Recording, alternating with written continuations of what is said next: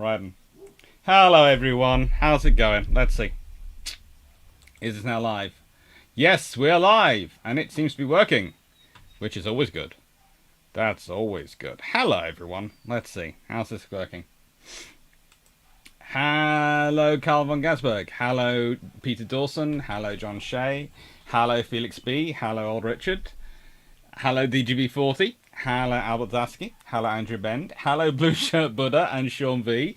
Welcome to the channel as you've joined it, and I can see this because you have your HMS Unicorn badges. Yes, the other thing, I'm not quite sure how they sort of work those badges, but they were something which I could put in, and I decided for the first badge, I would pick HMS Unicorn and see if it would work. And yeah, it seems to have worked. And lots of people seem to like the Catalina and the Blackburn, and also the book emoji. So, you know, hello, we are all having fun. Don't say, hey everyone, how many aircraft guns do we have since Airline has HA-14 wants to create an alter history campaign using aircraft religions? There's a fair number going on here now. For a naval history channel, we sure do have a lot of aircraft religions going on.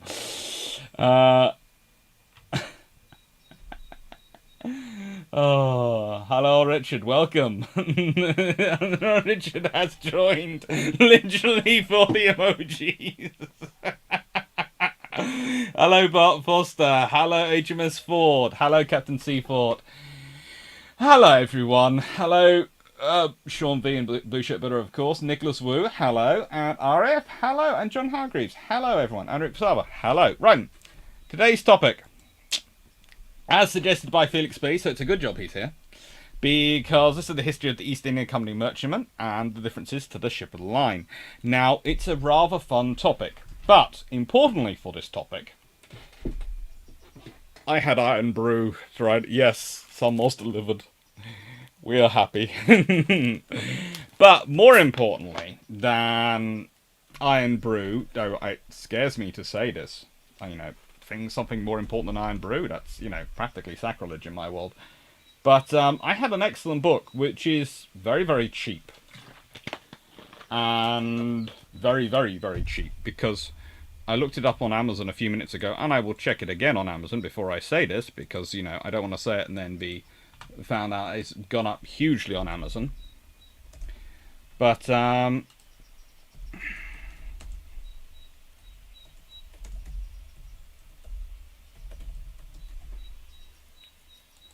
yeah, it's about £5 in Kindle edition and about £13 in paperback edition. And I have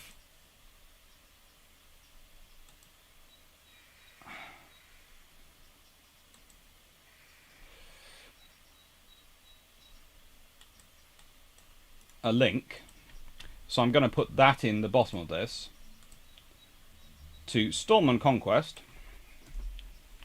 by the lovely Stephen Taylor.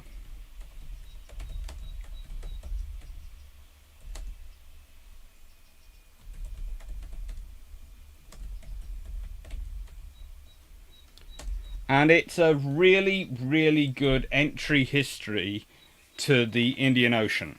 Now, admittedly, it focuses on 1809 and the events then, but it's a really, really good book to start off with having an idea, because it gives you a real in-depth of 1 year. Of 1 year in Napoleonic Wars, Indian Ocean, and what was going on. And the first thing you realise is one of the reasons why East Indiamen would get spotted and would get thought to be ships of the line is because it's not the really big ships of the line which are out in the Indian Ocean, but it is the really big East Indiamen, as the merchant ships were called.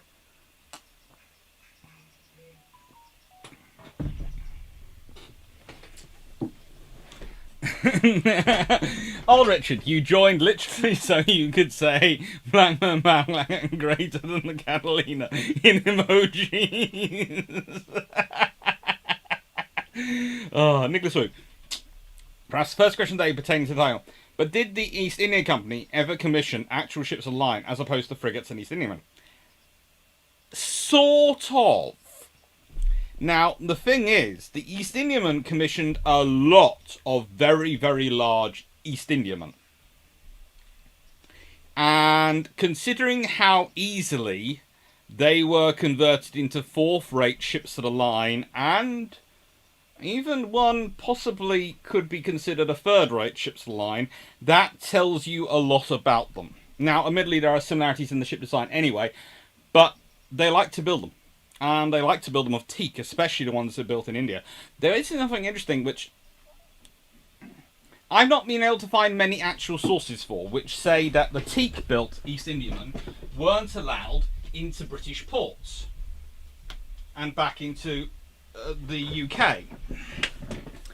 And, well, this is rather strange, because I found an actual warship which was the Royal Navy had bought from the East India Company, which, again, was a teak-built ship that they brought back to the UK, and the Royal Navy liked to have teak-built ships for certain works and certain stations, and occasionally they get moved around because the Royal Navy would go, it's a ship, we need a ship here, it's going to come there. And as I can see it, the East Indiamen, I can see a little bit of a thing in that they have a squadron of East Indiamen which specialise in doing the route from India to China and back. And I can see that they have other ships which specialise in doing the route from India to the UK. So that's where you can get this idea, but that's mainly because of the length of voyage, not because of any rules about teak ships not coming back to the UK as far as I can see. I can certainly find no Act of Parliament, nothing that seems to suggest that, and in my current research. Admittedly, I've only been doing this research for a few weeks and reading some books, so there could be something that I have missed. I hold my hand up. If someone finds something I've missed, I'm more than happy to admit fault. But as far as I can see, that's a myth which I can bust straight away.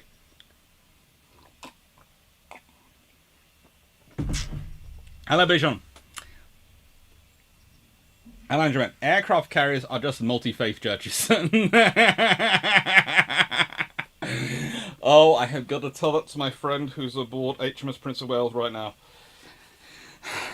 I'll make him laugh a lot. I can't tell my friend aboard HMS Queen Elizabeth because she is very, very busy right now. So, new IKB 4472. This is slightly worrying. You've written, "Our Blackburn, Blackburn, who art in Blackburn, hallowed be thy name. May thy engine drone with thy spotting done, over decks and sea and land. Give us this day our daily outgas, and forgive our lack of canvas, as we forgive those with less wing struts than us. Lead us not into the flat cloud, but deliver us from the Messerschmitt. For thine is the lion, the Merlin, and the Pegasus, for ever and ever." That's slightly worrying, but quite disturbing on other levels. Hello, Albert Asaski, praise be, and Greg Salsey. Hello. Right then. So, it is the history of these ships. And they are good ships. They are pretty cool ships as well. Could it be that the East Indiamen weren't allowed to Britain because their armament, not their hull material? Not really. They seem to be armed mostly much the same as their other vessels. There is one option which is quite interesting, is that quite a lot of the ships which were doing the India to China run had a far larger Lascar, or rather Indian, proportion to their crew than the ones who came to Britain. So you could have suggested there's possibly that going on. But honestly, I doubt it. The East India Company is not in the business of having ships that they can't use properly. It would be expensive. So, as you can see, they look pretty war-y when you look at them. They do look fairly like a warship, and if you look at their paintings, they certainly do look like they're warships. They're not, but they certainly can look like it. And you also have to realise that there are Danish, Dutch, English, French, Portuguese, and Swedish East India companies. All these companies have ships going back and forth, and often sometimes you would get the convoys getting and wrangle it up. That would be interesting. Hello, Richard Orter. Hello, Shumi. And hello, new IKB4472. Now you've forgiven your thing. I'm still slightly worried by you. I have to admit, that's a whole prayer now to the Blackburn. I am worried. Mainly for, what you do with the rest of your free time. Or, you should have some free time, not spend all your time on a religion to do with a plane. But leaving that to one side, because it's a fun topic. Let's get into these things. Now, they are really around from about the 1600s to the 1800s. And I say this because in the 1800s, especially with the world getting a bit more peaceful, they sort of change. And I'll be showing you what they change to, but also you lose the East India companies. The monopolies get broken up.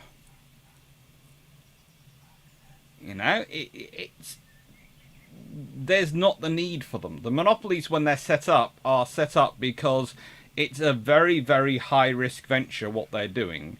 And the whole idea is you give them a monopoly in order to make it profitable and worthwhile investing in what is going to be a very high-risk venture. That's the whole reason these monopolies start.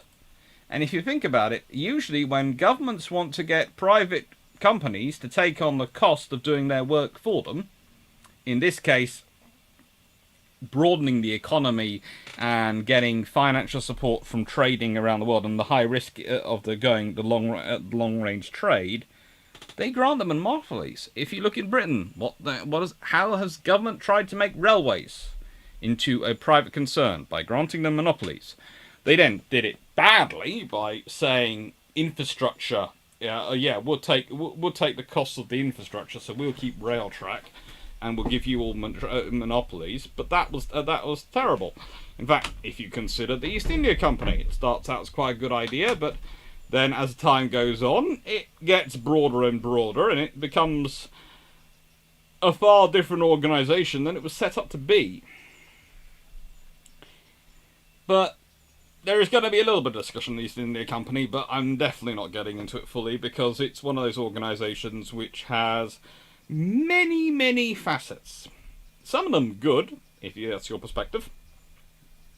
Some of them atrocious, if that's your perspective.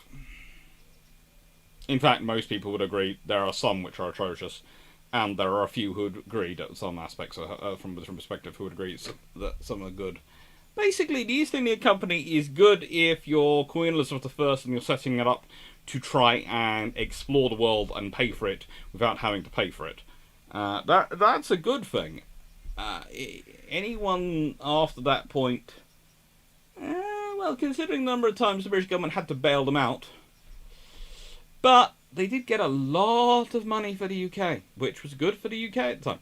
Not good for the people of India, but again, it depends if you have a mercantilist view of the world or a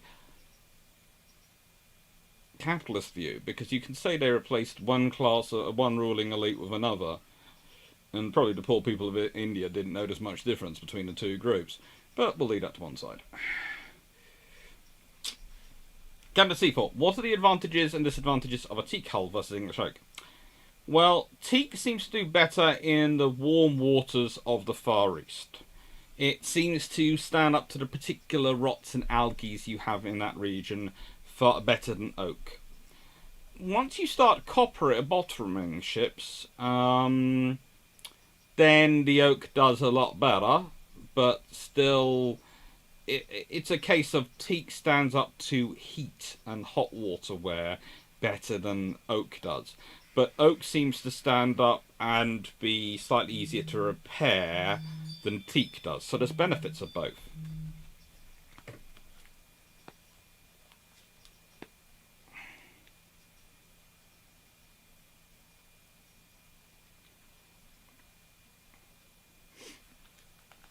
New John Shea, slightly worrying that it is nuclear power melting literally scary. Slightly worrying. Yeah, that's British for you. If we say something is slightly worrying, that's probably the point at which everyone else should be booking the ticket off Earth.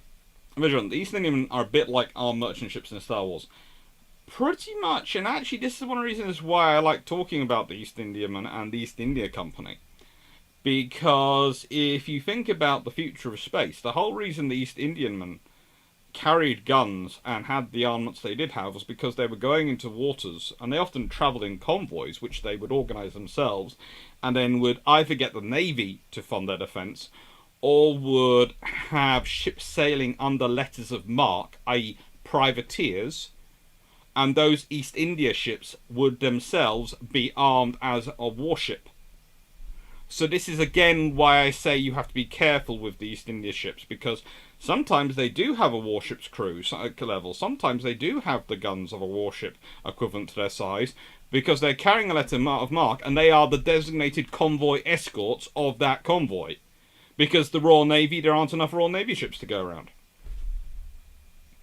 So this is another reason why you have to be worried about them if you're a privateer coming from.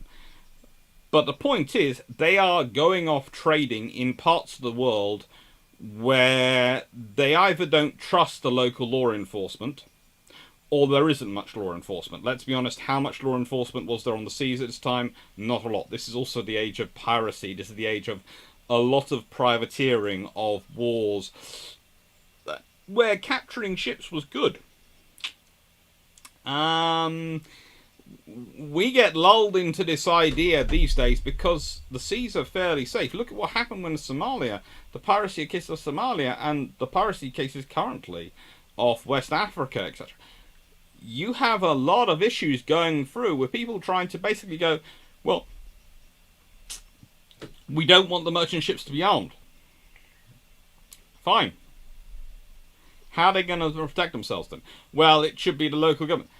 Is the local government, A, strong enough and stable enough? It can. B, does it have the resources? It can. C, does it have the resources to maintain those resources it needs to? And D, does it have the long-term stability to be able to keep it up? Or is this going to be a short-term band-aid and then you're going to be facing this problem worse later on? It's a problem. So I think East Indiamen are worth studying because, frankly, they're the kind of ships which is the kind of model you're probably going to see at some point in, well, if the human race is lucky enough and clever enough to survive long enough to advance to a multi-planetary organization, a multi-planetary civilization. It's going to be East Indiamen. They're going to be the model.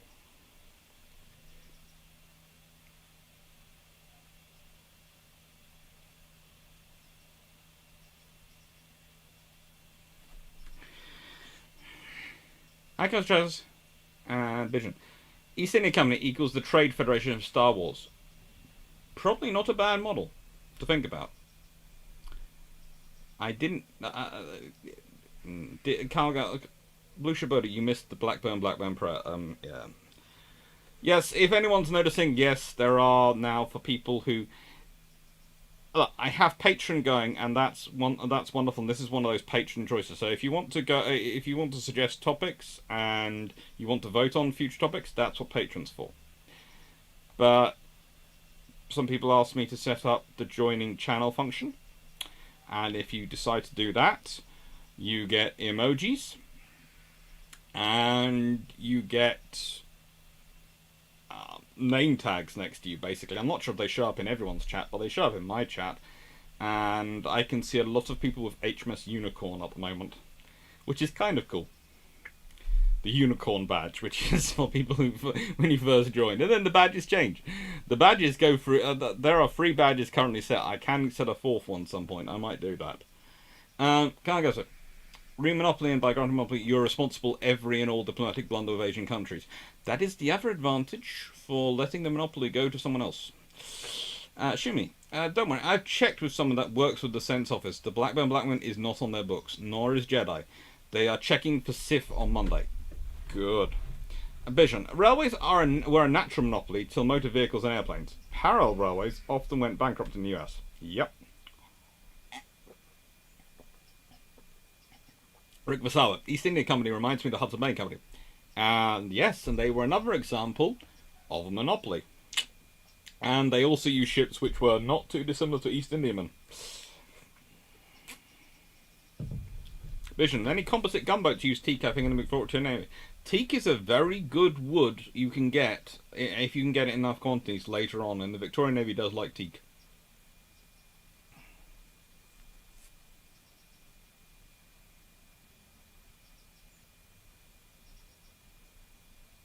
Hi Pepminter, and hello Peter Dawson, Seneca Nero.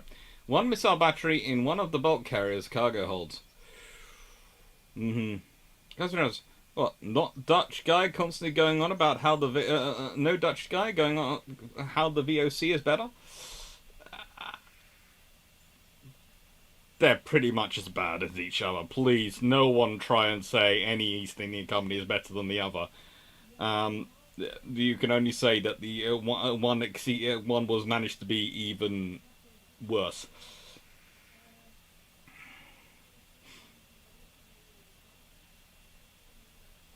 So, Nakanira, imagine how scared pirates would be if freighters were armed. It would be interesting to see what would happen. It would definitely increase the cost of piracy if your average merchant ship was sailing around the world with a few 30mm cannon or something. But there again, there are a lot of people who'd be very worried about there being ships sailing around, merchant ships sailing around the world with 30mm cannon on them.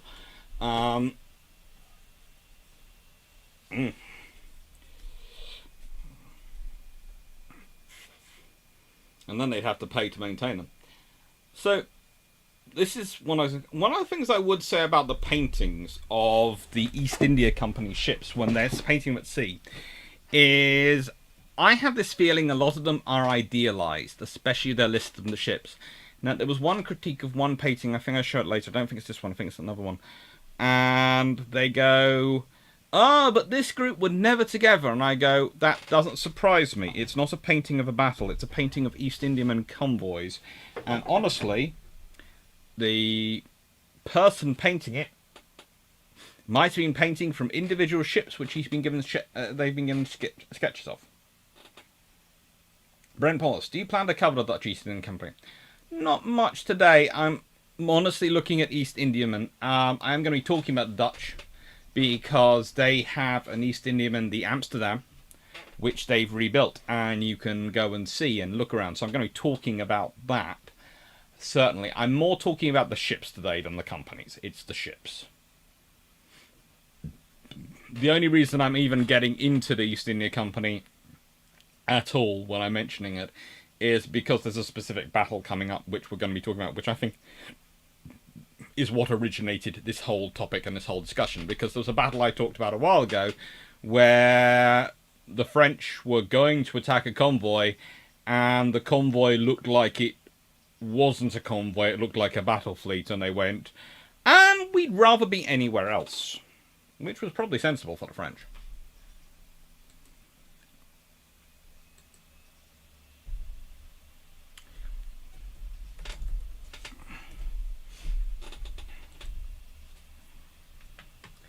Definitely sensible for the French.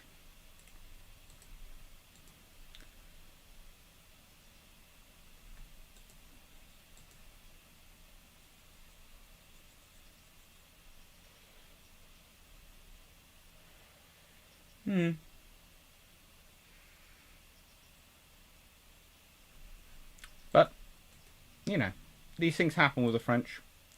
They do get into trouble sometimes.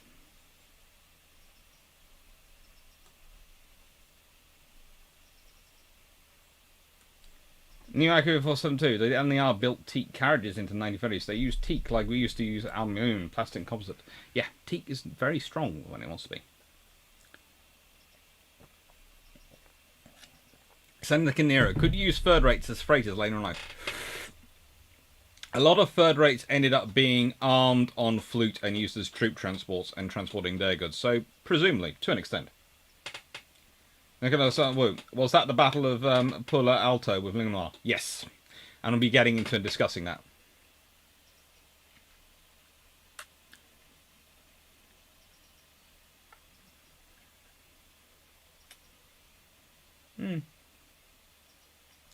Anyway, so East Indiamen have to be built to a certain specific standard. They have to be a certain style of ship. And mainly this is because they need to survive a very, very long voyage. And there are all sorts of examples of East Indiamen, and this is one of the things where I have to admit, the lovely Wikipedia in some respects does come into its own, because it does give you links to a lot to go and look and have a look at them. And some of the East Indiamen, they are pretty good looking ships. And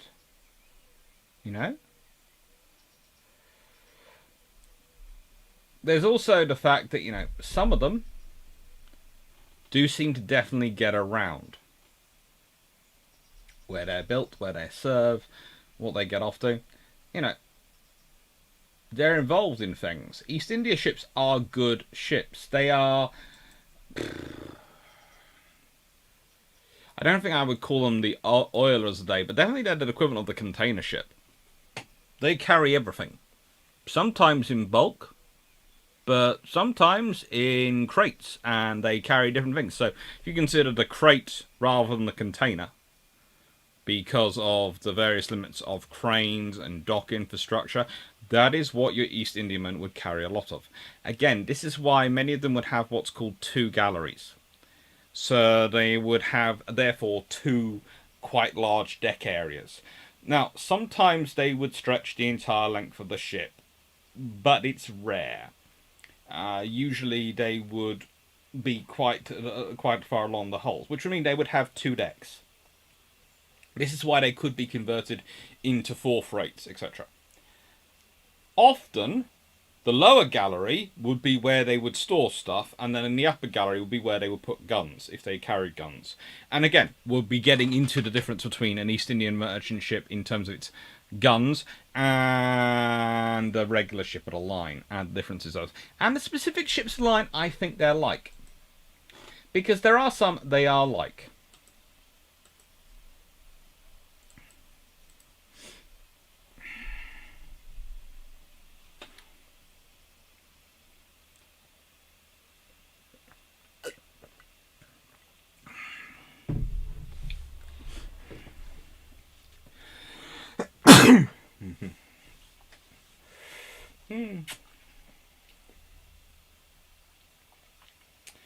The SMS Sven Instavan, which actually I was talking about yesterday. As he brought up the Sven Instavan, I was talking about the Tegerhoffs because I was filming yesterday for War Factories, a series on yesterday, and it was a lot of fun. And one of the things I was talking about was actually the Tegerhoff class. They are lovely, lovely ships. And I was talking about them because I was talking about Skoda. And of course, one of the things often forgotten about Skoda is they used to be one of the biggest weapons manufacturers in the world. And of course, they were the ones who made the Tegerhoffs possible, because they built their turrets and their guns. Without them, there would be no Tegerhoffs. So, next time we're making fun of Skoda cars, just remember they used to build a lot of guns.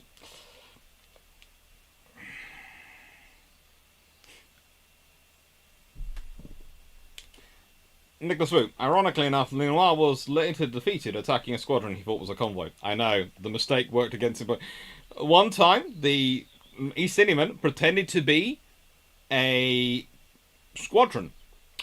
When he got defeated, it was a squadron pretending to be an East India convoy and acting like they were terrible. So he got played both ways.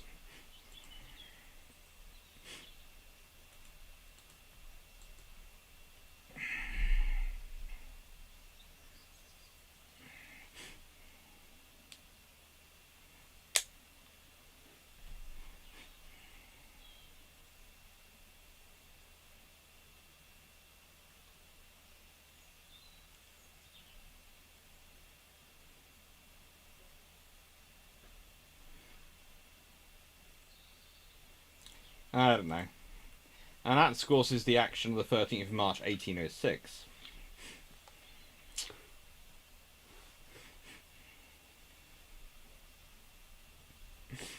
Ah, good old Admiral Warren.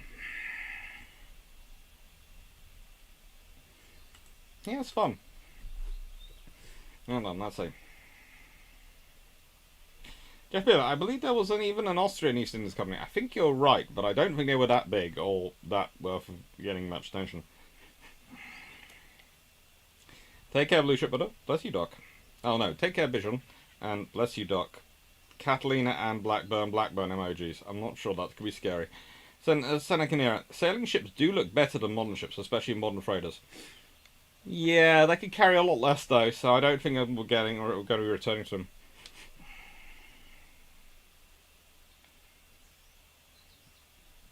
You might. The original Prince Jurgen Dreadnought was a Tegetthoff class battleship. Yep, and yes.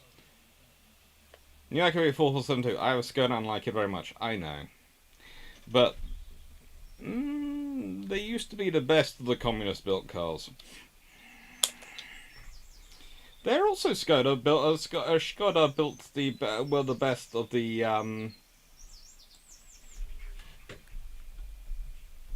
How do I put this? The best of the. Hang on, let's go back to this and expand it to full screen for people who want to see it. The best of the trains manufactured in Eastern Europe during the Cold War. It was Pocock. A very good painter. Might have to do a feature on him at some point. Right then, the East India Company. The EIC. Founded originally by basically Queen Elizabeth I granting a monopoly. This was their flag. Which was, you know, interesting if you think about it, because it's made in 1801. It's nice and visual. And the company rose to account for half of the world's trade during the mid-1700s and early 1800s, particularly in basic commodities including cotton, silk, indigo dye, sugar, salt, spices, saltpeter, tea and opium. The company, of course, also ruled India and de facto ruled parts of China, it can be argued. They were an interesting organisation, at one point having more soldiers than the British Army, and at another point having more ships under their control than I think the Royal Navy and the French Navy combined with their huge fleets of East Indiamen. So they were a very, very interesting organisation. Again, something where you're going to have to watch if we get to a multi-planet species.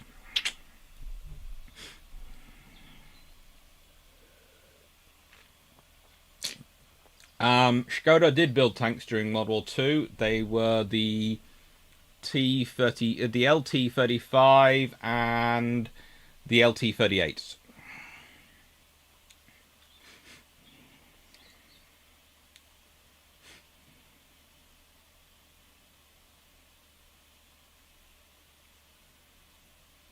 Not Skoda. Hard S, like no. But, I don't know, it's having it. Not just Skoda. Can't remember. That's right. Not just Skoda. Skoda. Hard S, like fish. Skoda. Skoda. Skoda? Ah, I'm not sure. Skoda. I think. I get it right. I get it right 2 times out of 4, I'm told. Alzaski, fun Polish fact. Skoda, pronounced Skoda, means it's a pity and detriment in Polish. Helping out RN into war with armor plates. But, Skoda, just like Hollis, but Whitworth's Ironworks, helping out a Royal Navy into war with armor plates. Yeah, they did a lot of good work. Old Richard, modern freighters and tankers have the aesthetics of brick. Well,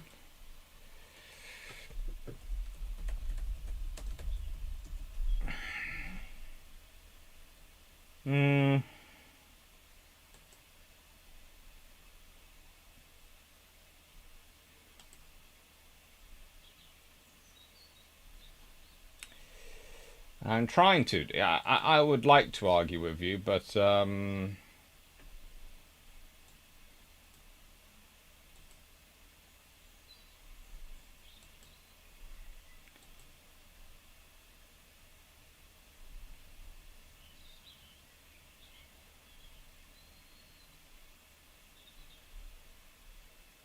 well,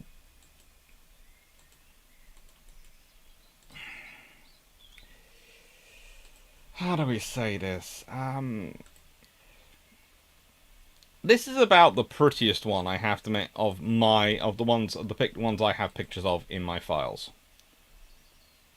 This is about the prettiest one.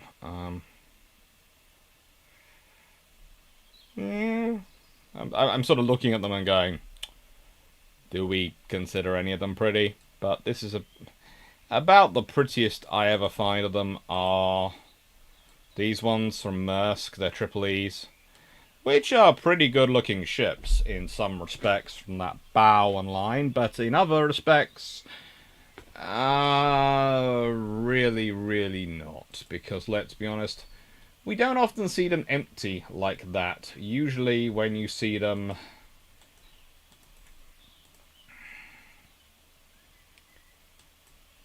it's more like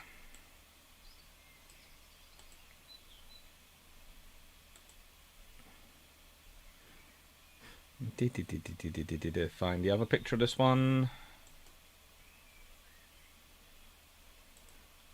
There we go. More like this.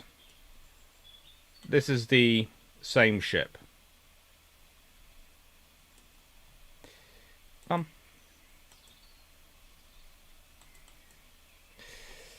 So, you know, usually modern merchant ships look like that.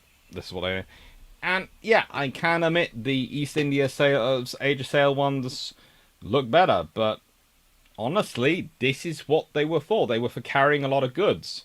And the thing is, these can afford to look like this because they run off huge diesel engines, which are inside them. And the point is for them to not get around the world very quickly, but very economically, so they can carry things at a very, very low price. They're basically carrying bulk. They're the... Well, how'd I put this? They're the opposite of the Rolls-Royce car brand, which is very expensive, very exquisite, very few of them. These are the sort of capitalist ideal, which is to make a profit, you want to do it in large bulk at a cheap price so you can sell it at a small markup and make a huge profit. Voila! This is what you get. But in the nicest way, the East Indiamen are not really that different. Yes, they've got sails. Yes, they are double galleried.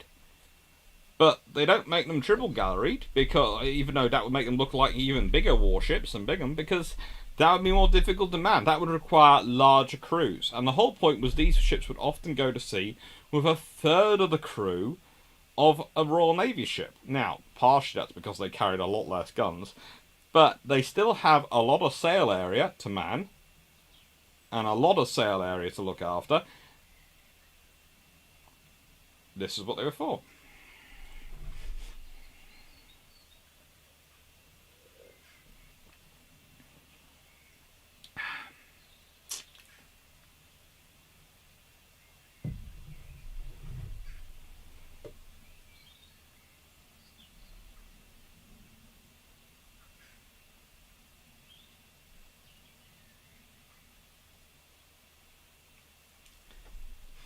Senecanera, I was 50-50 of whether or not you would show the Ever Given stock. I kept it to Maersk for a reason. I didn't want to be cruel about the Ever Given. There's been enough cruelty done to that poor ship. It didn't need me piling in on it as well. I'm fairly sure, Jane, you wrote quite a takedown piece of it. You know, it's already had one of the Bilgewater's crew destroy it. It doesn't need another one. And I think we did quite a big talk about it in Bilgewater's.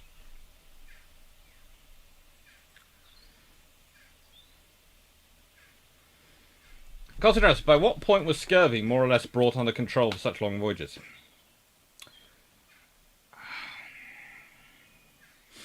You see, the thing is, scurvy is more of a not so much a problem for long voyages as it is a problem for ships on station out at sea for a long time. Because for merchant ships, they would go into harbour en route. They would pick up fresh food. They would pick up fresh vegetables. And having a smaller crew with a lot more space meant they often carried more more what they call victuals or more food per crew. So they would often do quite well. The thing is scurvy is more an issue in many respects for navies, which are spending months on station, and they're not going into harbour. They are off the enemy's coast. Then it becomes a problem, because you have to try and keep them fed when you have limited fresh vegetables, limited supplies of fresh food.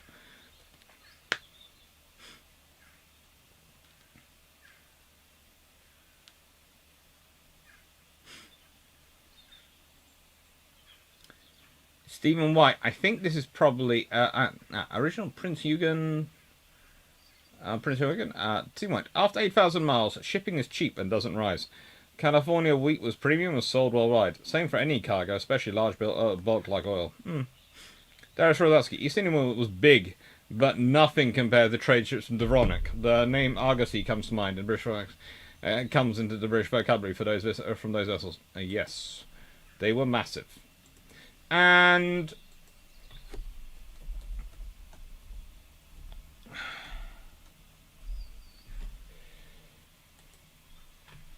this is also, one of the other examples that I often give when talking about these ships and talking about ships which did a similar role.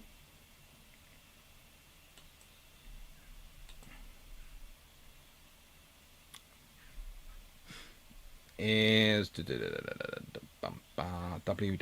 Wenceslas. I had this one set up? Yes, there is. Hopefully it comes up. Yeah. This is the other example. This is a one if you've ever played Total War, Napoleonic Wars, Empire, you will be used to the Dutch fleet or flute. Which is basically designed as a dedicated cargo vessel and serves in the 16th century and a bit later. Now, it's the cornerstone of the Dutch Empire and the Dutch capabilities as they were at the time. But it gets taken over by the British East Indiaman. And the Dutch generally evolved the fleet designs. Their East Indiamen tend to look like this, but evolved, because again they have to get over the shallow draft of their waters to get into their harbours in Amsterdam and the other admiralties. So they have that limitation on them. It's a different style design, and they are lovely ships.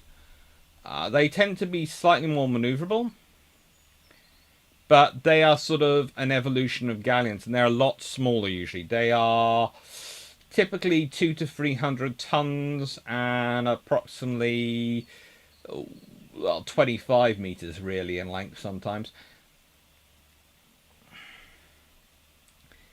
But the thing is, they're not big enough. As time goes on, things get bigger. They require more money. So this sort of disappears, and you get the bigger ships coming in, and the bigger, especially the bigger East Indiamen of the British push up everyone else, because you need to compete with the British financially.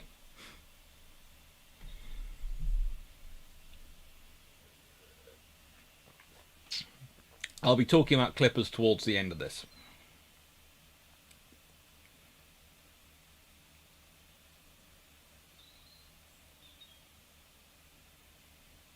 New IK 472. Are there any salt-tolerant crops that could grow on board a ship to provide fresh food for the crew?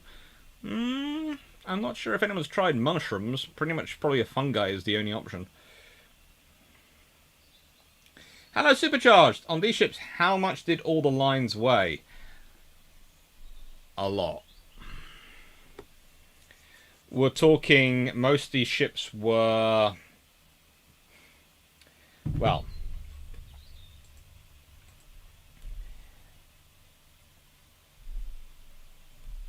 East Indiaman could you get up to what's called 1,400 tons berth, and some got even bigger. And some of the largest are things like the Earl of Mansfield and Lascelles, which were built at Deptford in 1795. They can be very, very big. As said, they compare to 4 freight ships of the line quite well. And that's what we're getting into. So here's an example of their voyages.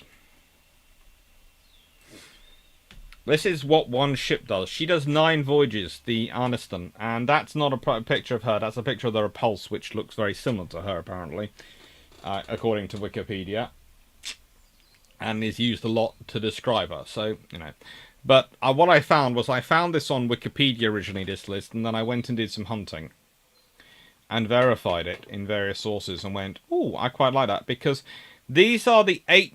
Well, she was on her 9th voyage when she disappeared, when she gets sunk.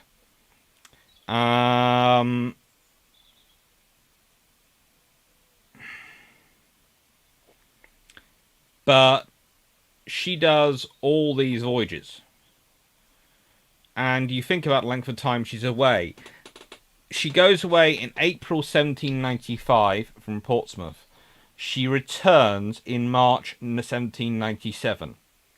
So just short, you'd have to admit, just short of the 2-year mark. And then she is straight away on the 5th of June 1797. She's off on another trip. And she's not back till the 23rd of October 1798. So that's a good 15-month voyage. 16-month voyage. Then it's 1800 to 1801. So she spends a year back in the UK waters. You can't imagine she was doing nothing at that time. She was probably trading around the UK and being refitted and repaired after doing all those years that hard sailing. And then she does another couple of voyages. She does 1801 to 1800 to 1801, 1801 to 1803, 1804 to 1805. She goes to China. You know, you look at her things. She's from St. Helena and Madras, and China is her route on voyage number 1. China is voyage number 2. Voyage number 3, St. Helena, Bencoolen, and China. Then voyage number 4, St. Helena, Bencoolen, and China again. Then China in voyage number 5, China in voyage number 6, Bombay and China, number 7, Bombay and China number 8, and number 9, she's Madeira and Cape Ceylon. She's basically been chartered by the British government then to transport some troops to the Cape in India. She has a lot of career. That's a lot of sailing in the age of sail. A lot of sailing.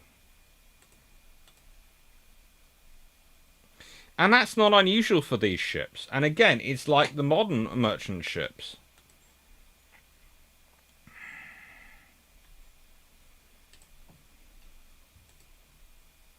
Wrong one. Right one.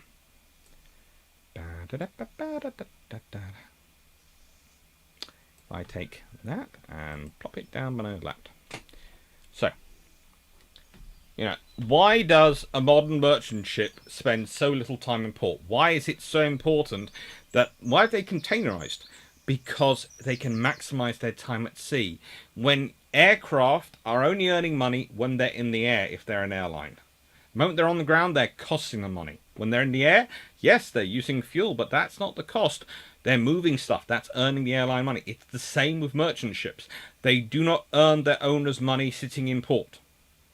They earn their money sailing off into the high blue, into the wide blue yonder.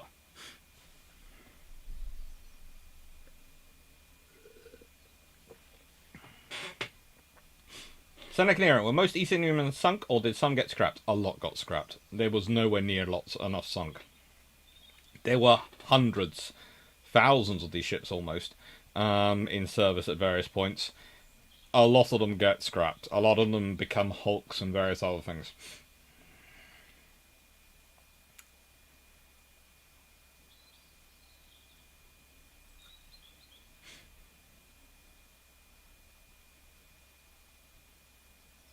The Chinese during the treasure ship era used sprouts. They have a lot of them in the sea, according to scientific studies. Don't remember what kind of sprouts. Probably wheat. Possibly wheat.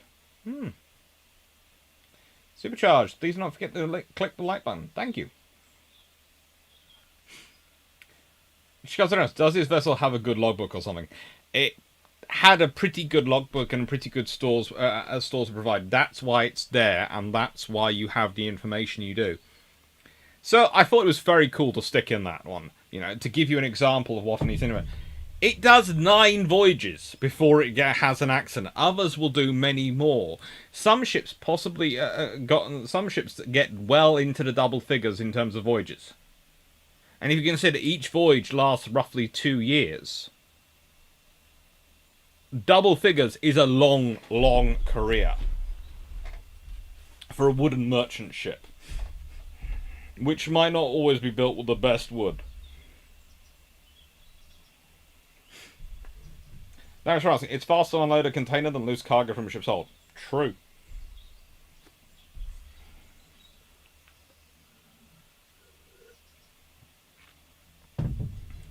Seneca, modern merchant ships sailors get hired for 9-month periods, or at least that is what the chief McCoy told me. That is about the time of one of those East Indiamen needed for one voyage.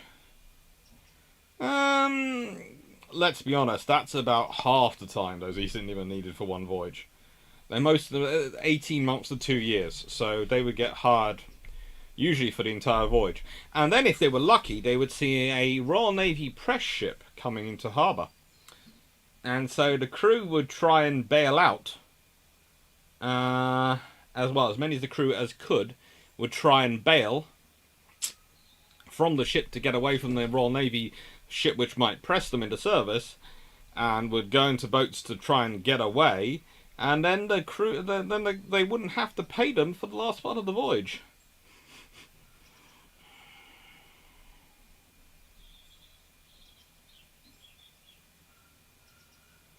Nicholas Wu, did you know that the Chinese also fill their junks with concrete to strengthen them on the hull? I'm pretty sure this is how the Chinese dealt with hogging and sagging that larger wooden ships get.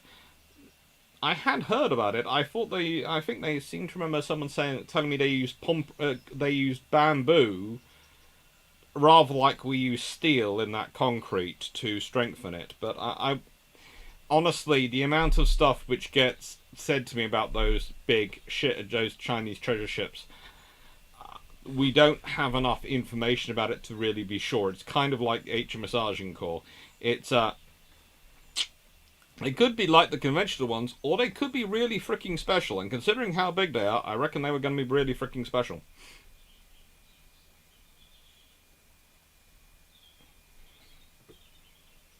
And also, it's easier to stack containers than lose cargo. On the other hand, it's much easier to lose a container at sea.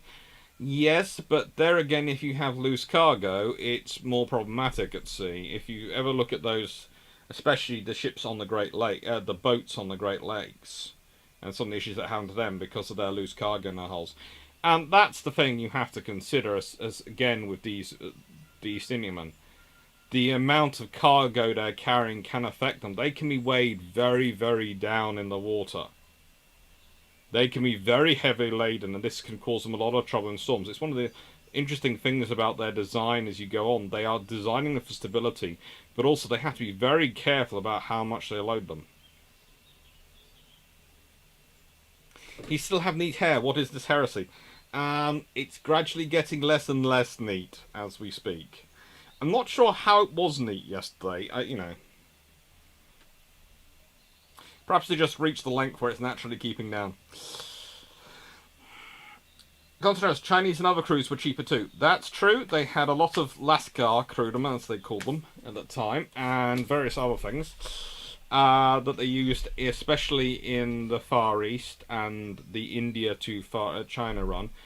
But they also used a few of them on a few, not as many on the UK on the run to England.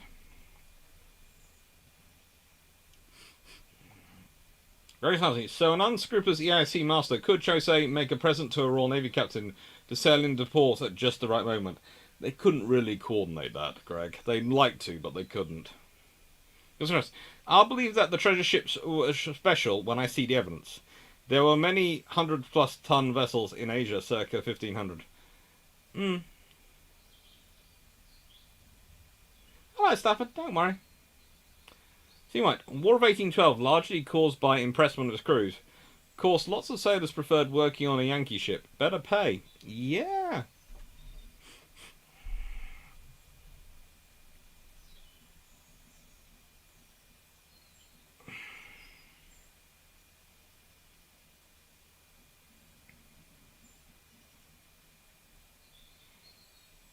Nicholas Wood, given the Buchan only carried 30 light bronze cannons, it'd be more of a fight between it and a Spanish galley than a ship of line, but you'd have to presume. The interesting point I often think about the treasure fleet is if China had kept a navy, and had kept a navy, and kept investing in a navy, and hadn't given up after the treasure fleet, and kept similar ships on. By the time the Europeans turn up with ships of the line and other ships, they would be dealing with an equivalent navy, which would probably have equivalent levels of firepower, which might well be coming the other way. And that could have caused a very interesting circumstances. You could have had a very interesting battles in the Indian Ocean during Napoleonic Wars if there had been another major power with a large fleet to come in and bring it to bear.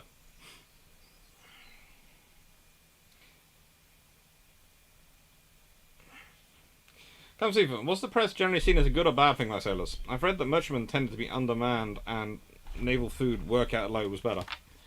At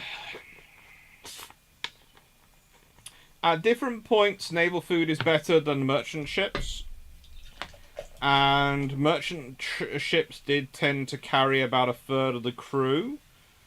But they would also tend to pay better. So it's half a dozen one and 6 of the other.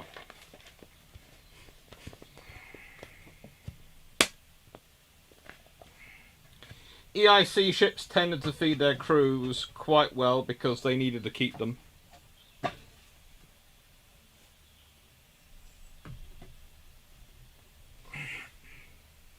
Nicholas Wu, they actually couldn't afford it, but the Portuguese did lose battles to the Chinese outside of Macau. The problem is Chinese development, the cannon development. To say they couldn't afford it, they made a choice not to afford it. That's what these sort of things are.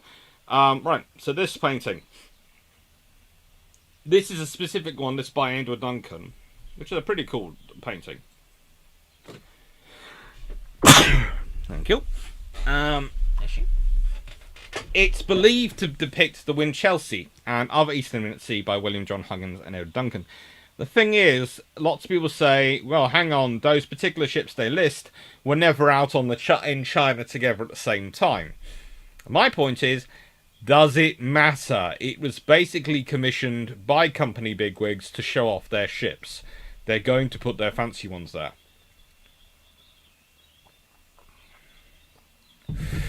You can also see why these ships would look like warships. Let's be honest, if you see there is not much difference between that and a warship of equivalent size. So you could be dealing with fourth rates, you could be dealing with third rates, you wouldn't know until you got close. Probably fourth rates because they look a bit small to be third rates, but, you know, they've got a lot of sails there.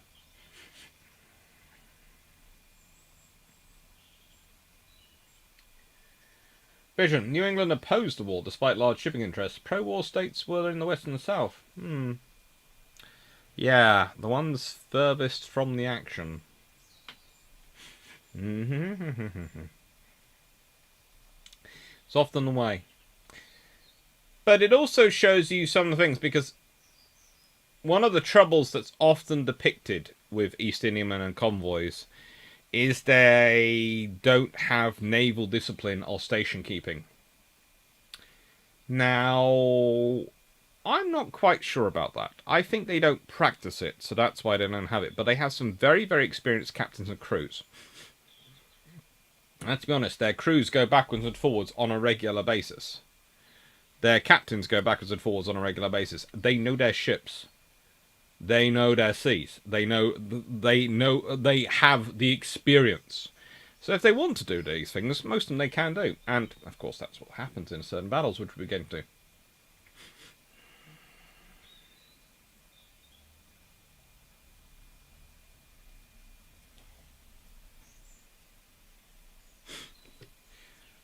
The Ming-Qing transition is largely responsible for this. It's a little more complicated than Darius Rodowsky is saying, but yes. To an extent, the Chinese became focused on internal matters and internal issues and didn't pay enough attention to external.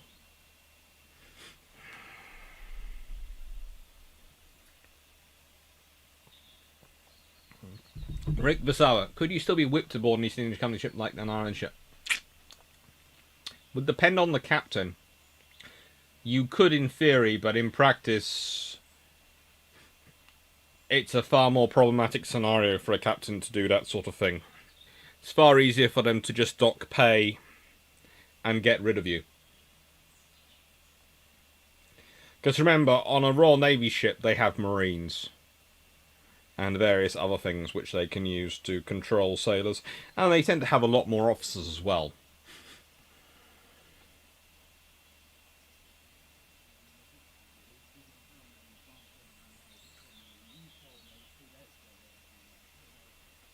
Captain Seafall, was the East India Company ensign deliberately designed so it could be mistaken for a RN Red Squadron ensign at a distance?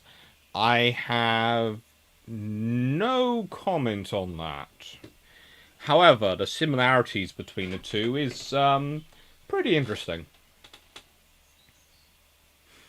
Were the trade vessels as armoured as military ships? The thickness of timber? Pretty much the same, again. They had to be. The thickness of timber was largely there to support the weight they carried. Remember, the timber, it's not so much armour, it's the timber is the hull.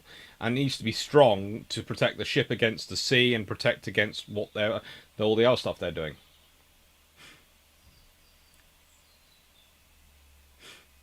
Nicholas Woot, talking about rations, this reminds me of what you said earlier about the sea outfitting the Army Corps. Did this also apply to the naval guns, which can be quite expensive? Yes. They didn't buy the biggest guns, but the guns they did buy were very good quality. The East India Company didn't want to skimp on things which were its insurance, because the guns on their ships were their insurance. They might get insurance for various things they can invest in, and that would be lovely. But, yeah, the best insurance for their ships was having guns so that if any pirates turned up, the convoy could defend itself. Because they would have to, quite often. New Accurate 472, did any Indiamen have mutinies? They do seem to have happened on occasion. Actual specifics seem to be few and far between. Mutiny, again,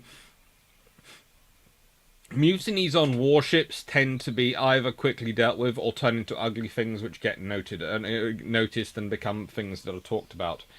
Mutinies on merchant ships tend to be things like we want to be paid, or we want better food, and again, if it's the company would tend to go, well, is it found that the captain's not been spending the money we gave him for food on food, or the purse has not been doing that, and it would be dealt with quite quickly. Mutinies on warships can be more problematic because they tend to be more political. Mutinies on merchant ships tend to be more about food and treatment, i.e. is the captain abusing their position. Calvin Gusmode, Andres Orossi, rearmament timber. Were EIC ships as compartmentalized as a proper warship? Well, considering warships themselves weren't really compartmentalized, yes, they're about as compartmentalized as any ship at this point. The compartmentalization is something which more comes with, I would say, the Age of Iron. If you ever walk through HMS Victory, if you're ever lucky enough to walk through her, you will notice there is not really a lot of subdivision going on, and what's more interesting is that quite a lot of that subdivision that there is there gets taken down if there's a battle to free up space for the guns. So, and the stuff gets stowed away in the hold. So, yeah, not much in the way of compartmentalization.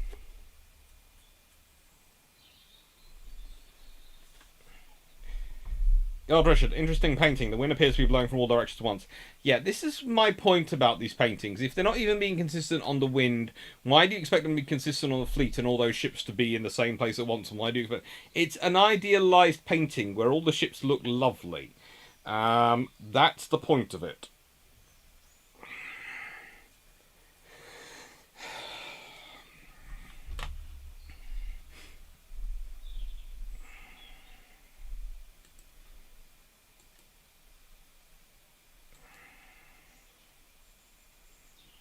I don't understand some people though. They like to critique these things, and I go, you know, if you're looking for accuracy, you assess things which are photographs. Paintings, well, it's always in the eye of the beholder, and there's nothing wrong with that. And that's what a painting is about.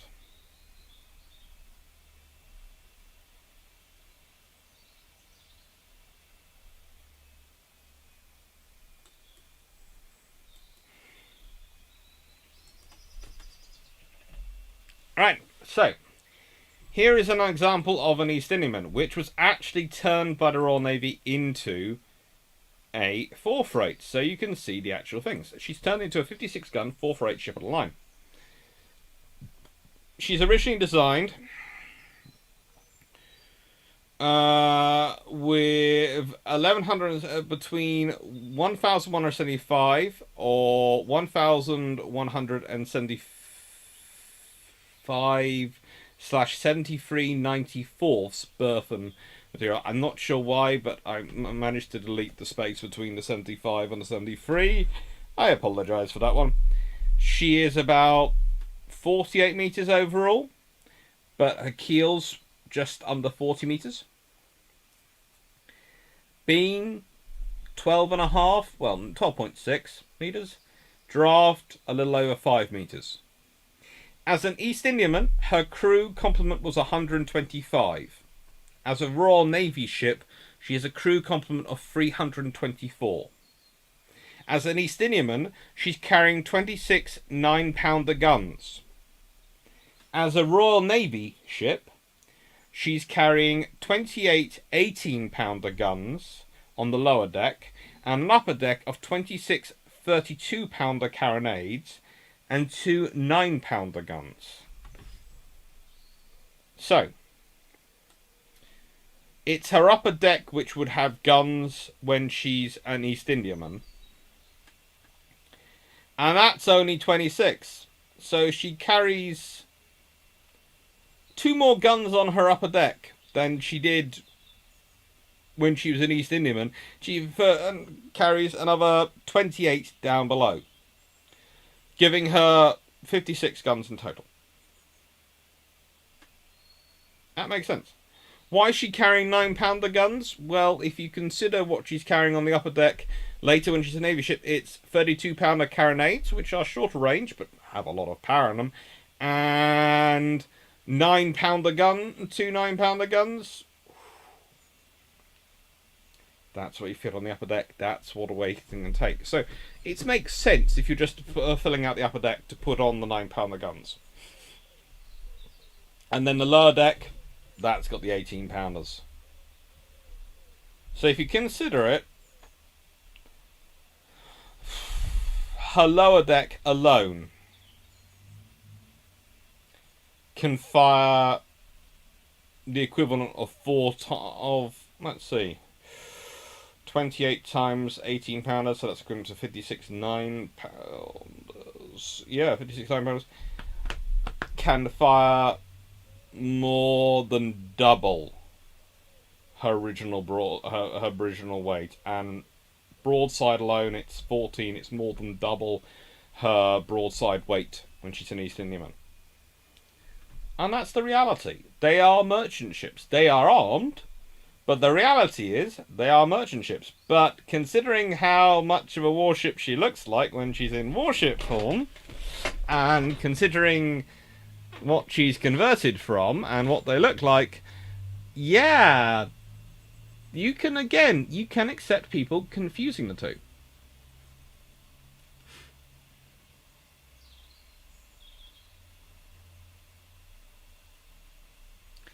Race Car Maker, I heard somewhere that some junks were subdivided. Is that right? Yes, some were. I have a huge book, which I think I've shown you in the past, which has all sorts of details about junks in it. And it's a very good book. But it is massive and expensive. But it is a lovely book. Where do I have it? Up there. Is that it? Up there? No. Where is it? It is big. It's solid. It is possibly enough book to take out a small country.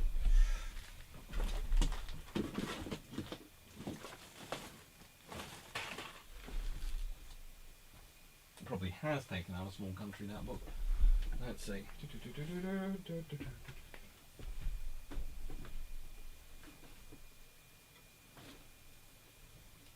That's the China Station book. This is a big dark brown book. Is it anywhere for me to see? Or is it lying down somewhere?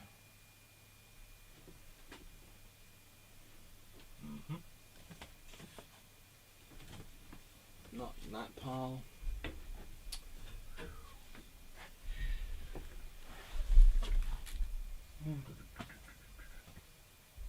Oh, Norman Palmer. There's my Civil War book. Ah, there it is.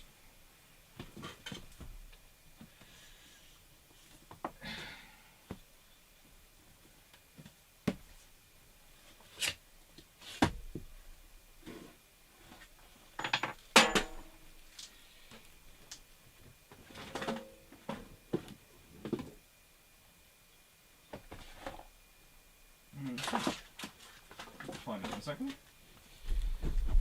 Another book of today. We're going to show books off.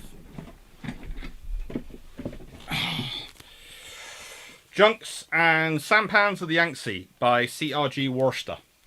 I will put a link to that again in the description.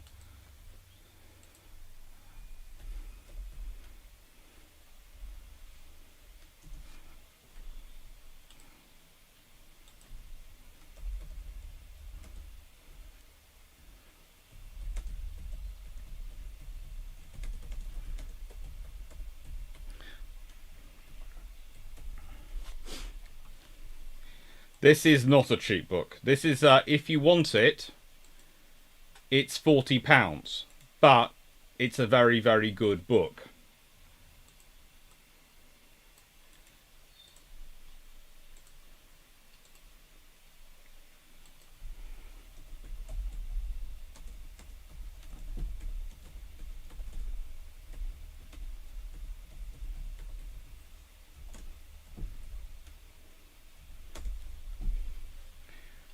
And link.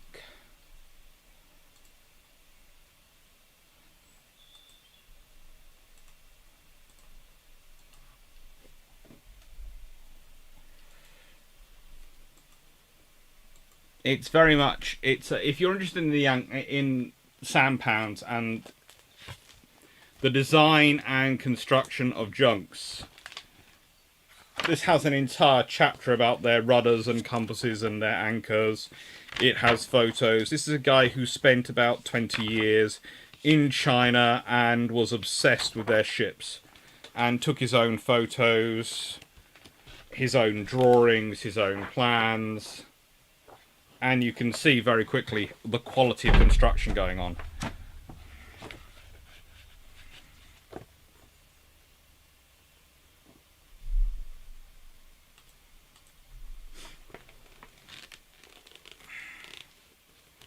So £40, so a pound. Pretty much, yes. This is a very hefty tome. This is an introductory book. This is the sort of book you want if you want to know everything you can about junks and sampans on the Yangtze. I got sent it to review, and it's a lovely, lovely book, and I am very grateful I have it. I find it very, very beautiful. I have to admit, I will probably never write anything about this topic enough to justify owning it, but I'm very glad I do have it, because if someday I have students who are interested in these, I will be able to go, voila, here are plans. Have a look at them. See how they're designed and divided.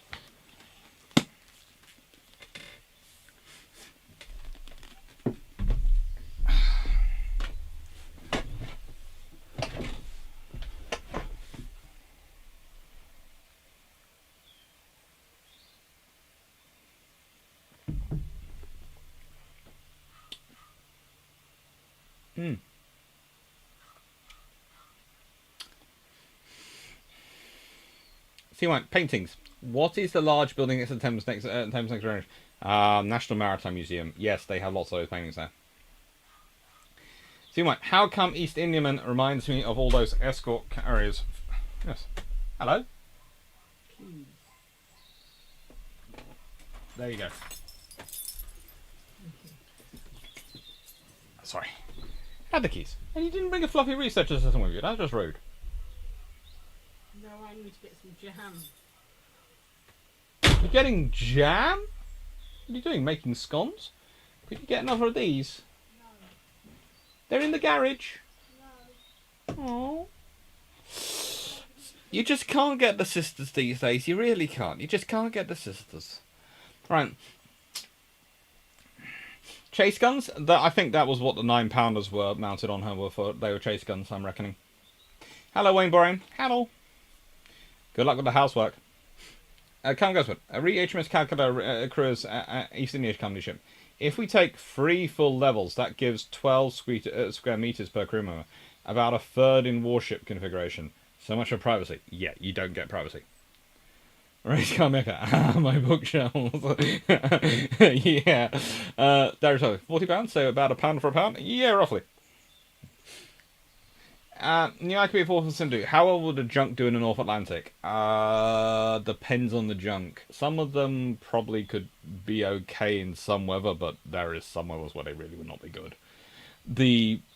It tended to be that especially by the time they turned up, that the East Indiamen were more heavily built than the junks they found. Again, we're not talking about treasure fleet ships here, because they had ceased to exist a long time ago by the time the Europeans get out there. Can I see? What would the lower deck of an equal-sized purpose-built warship on the same size have carried? 18s or 24s? At the time, probably 18s, maybe 24s. This is when she was converted, probably 18s. Can see would an Indiaman's decks have been as heavily built to carry cargo as a warship to carry the point stresses of cannon? Yes, but they were built to carry very heavy cargo and a lot of strong cargo. Nicholas Wu, I believe someone did a circumnavigation in traditional junk. You can do it, but as I said, you'd want to be careful about certain seasons. You want to be careful when you go through the North Atlantic, or probably in that case, probably through the equatorial area of the Atlantic. Now we are on the Battle of Pulo Oro, and this, of course, is the battle which started at the Pulo Oro. Now, this happens in February 1804, and you have 2 naval officers involved. You have the lovely Sir Nathaniel Dekra. Sir Nathaniel Dance. Sorry, I keep calling him Dekra, but that's because someone else I was writing about today. At the top there, and you have the equally interesting Charles Linois at the bottom there. Linois was, of course, Napoleon's East Indies raider-in-chief. And it's a fun time, because basically this battle is an entire con job. Dance has one brig. Now, for those who are not sure what a brig is, it's not a lot. It is not a lot at all. And the East Indiamen usually carried up to 36 guns. As you saw from the earlier one, they normally were carrying 28. So 36 is some of the rarer.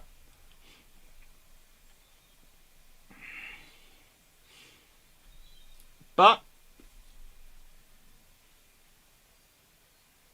East Indiaman could look quite like a ship of the line. And as you can see from these ones, if I was telling you this was a picture of a load of ship of the line, you would probably believe me. But I've told you it's the Battle of Polar Air. I've told you that these are merchant ships.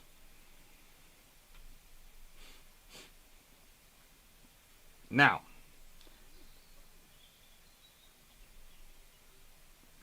the brig, the Ganges, well, that's the escort vessel for this operation. And as a rule, the brigs used to carry, well, it depends, but in the Ganges case, around about 20 guns that you would actually call guns.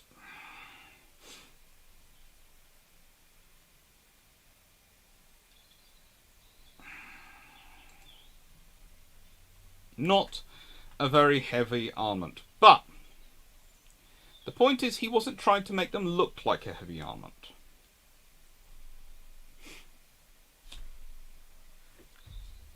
The fleet coming home was the China fleet. And the China fleet's a large annual British merchant convoy. And they gathered at Canton. And then they were sailing for Britain via India. So they would sail first to India, and then they'd come to Britain.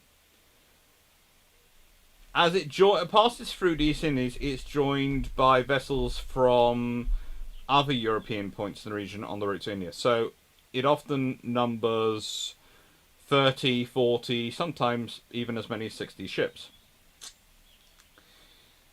And by the time it reached the approaches of the Straits of Malacca in January 1804, the convoy included 16 East Indiamen, 11 country ships, a Portuguese merchant ship from Macau, and a vessel which had been trading in Botany Bay in New South Wales. And the East India Company had provided the Ganges as its escort to try and dissuade pirates. That is, the brig is not supposed to dissuade French warships. However, news of the outbreak of war had reached the Canton before reinforcements had arrived in India. The news had got there first. So, this meant there was a lot of information. People knew there was a war coming. Both sides knew there was a war coming. The French spies in the Canton had told Lenoir that the China fleet had departed Batavia. And Dutch informants in the Canton had also passed on false reports that Royal Navy warships were accompanying the convoy. Reports that had been deliberately placed by the British authorities. So Lenoir had the idea that there were British warships out there. He just didn't know if there were. And he didn't think there were. The convoy was carrying, well, roughly 8 million in that time's worth of goods, 700 million in today's value of goods. So that's worth a lot of money. A lot of money.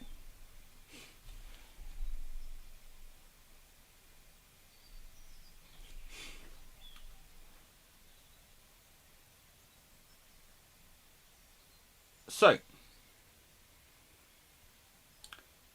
for their safety, Commodore Nathaniel Dance, an officer with over 45 years in service, was put in charge of the convoy.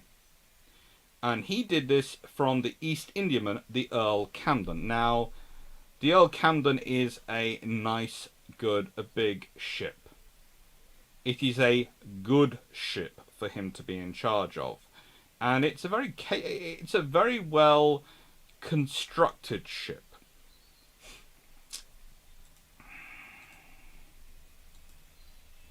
The Earl of Camden is listed as having an armament, this is in 1803, of 36 18-pounder guns.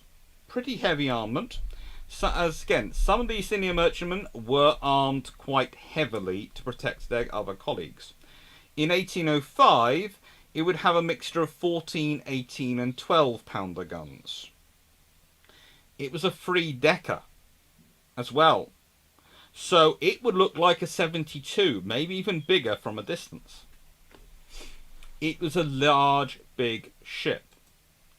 If we go through the remainder of the ships he has the Warley. Now I have a picture of the Warley.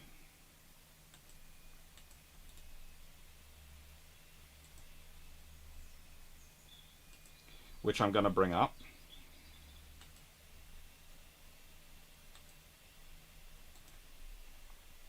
Because I couldn't find a picture of his other ship, but I could find a picture of the Warley.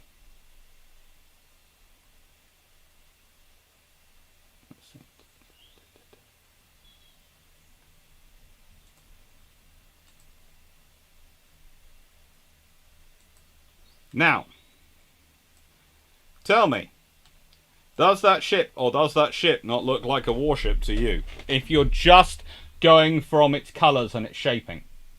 It looks very much like a warship. And again, during its first letter of marque, its first voyage, this is in 1797, it was carrying 34 18-pounder guns and 12 6-pounder guns. In 1804, its fourth voyage, it's probably carrying roughly its second letter of marque. Now, why is a letter of marque enabled? Because a letter of marque enables the ship to be a privateer. This means they can carry a lot more firepower, but also means they can take prisoners and take prizes. So they tend to carry slightly more crew. And that was often how the convoys were escorted, because East Indiamen would be made letters of marque. Their captains would get a letter of marque from the British government, which would enable them to be privateers. And during her second letter of marque, she's listed as carrying 32 18-pounder guns and 12 6-pounder guns. Okay. Now, she's sounding pretty warshipy to me now at this point. Again, a lot of 18-pounder guns going around here. And those are what are fitted to the other ship we talked about when she gets turned into a proper warship. I'll be talking later about the Royal George, so I'm not going to worry about that. But I'm also going to bring up the other ship which engaged in the battle. And this is the Alfred I'm going to talk about. In 1803, she's listed as having 28 12-pounder guns. And just for you to understand this, she's on her 6th voyage in 1804. She does 8 voyages. And again, they're listed. If you go and look at her Wikipedia page, they actually list the voyages. This is the wonderful thing about Wikipedia when it comes to East Indiamen. A lot of their voyages are listed. So she is listed as being there. And listed on her voyage. So these are some cool ships that we're talking about. Some very, very cool ships.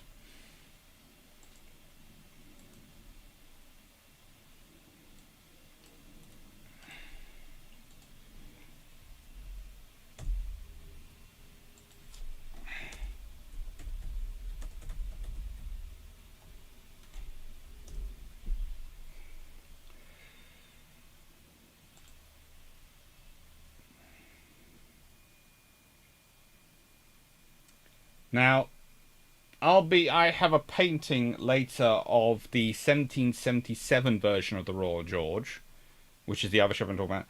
But we'd be talking in 1804 about the 1802 Royal George ship, which is 1,333 and 59 94ths tons burthen. And again, she'd make 7 voyages for the AIC between 1803 and 1818 before being sold for breaking up in 1818. Again, a lot of them were sold for that. And again, she's named Royal George. This is another problem the lovely people of the French have. They look at the names of these ships and they have similar names to Royal Navy warships, which they know. That ships, they're looking at them going, it's the Royal George. Well, in 1788 to 1822, the Royal George in service with the Royal Navy is a 100-gun first-rate ship of the line. So I'm not sure at distance whether those are gun ports or not, but if I maybe manage to read the name and make out the name, I'm seeing Royal George, which I know is a first-rate ship of the line. How the frick's a first-rate got out here? It's going to scare the living daylights out of me. So, the Battle of Perta, and I'll get into it more, but I'll answer some questions because they've really built up.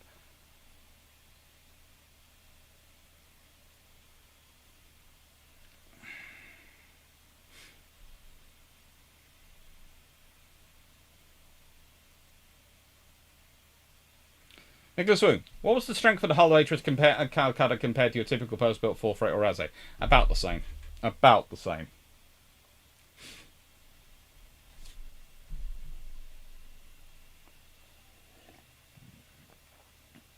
Peter Dawson, Equatorial, you're thinking of sending sailing ships into the doldrums? I'm thinking that the deep South Atlantic in a chunk would not be good, and I'm thinking the North Atlantic would not be great. So if I was doing taking a junk around the world, I'd be going between the tropics, either to the south of the equator or north of the equator, but also it would be within roughly what I would consider the equatorial band. Guys, for comparison of prices, how much did a third rate cost at the time, give or take? A lot. But again, the thing you have to understand with the counting that goes on is we really can't be quite sure. Merchant ships, we can often be quite sure of their price, because that's public. But a lot of the bigger warships, the warships are built in the Royal Dockyards. So what's the Navy paying for? Do they include the cost of the yard workers in it? Well, probably not. Do they include the cost of materials? Well, seeing as they buy seasoned wood a long time in advance, and that's a super, they're already buying the wood every year, so they're building a ship. What's the costs you actually get when you're building a ship, therefore, that are accounted for? Mainly the guns and the fittings. So it's kind of difficult. Actually working out the actual cost of a ship is made specifically opaque by the Admiralty at the time. And this is the picture of the Royal George, the later one. Now, admittedly, that one doesn't look particularly like a ship of the line. But, again, from a distance, she could definitely be a 4-freight. And her predecessor was bigger. This is the one...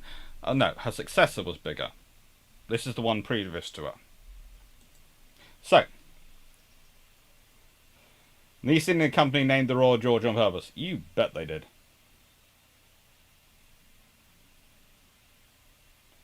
And there's something I can why are you showing us ships of the line when you're talking about East Indiamen? I'm not showing you ships of the line. These are all East Indiamen. These pictures have all been East Indiamen. That's what I'm showing you.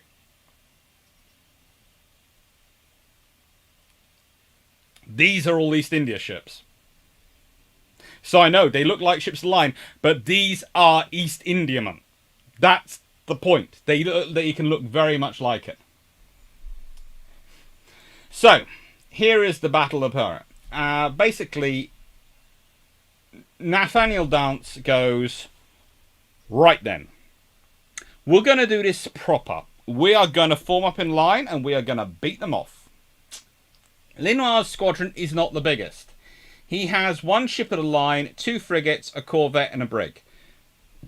So he has 5 ships. That's not a massive force. And Lenoir, he said, what happens is at 8 a.m. on the 14th February 1804, with the island of Pula Ora within sight, and as I said earlier, some of those letters of marque are dated in January and come through are pretty much come true in when the ships are in India. So they've had to have been carrying those cannon a long time before they got to India, because they would have taken them aboard in Britain. At 8 a.m. on the 14th of February 1804, not far from the island of Pulaora, which is southwest from the entrance of the Straits of Malacca, the Royal George raised the signal describing free sail approaching the convoy from the direction of the island.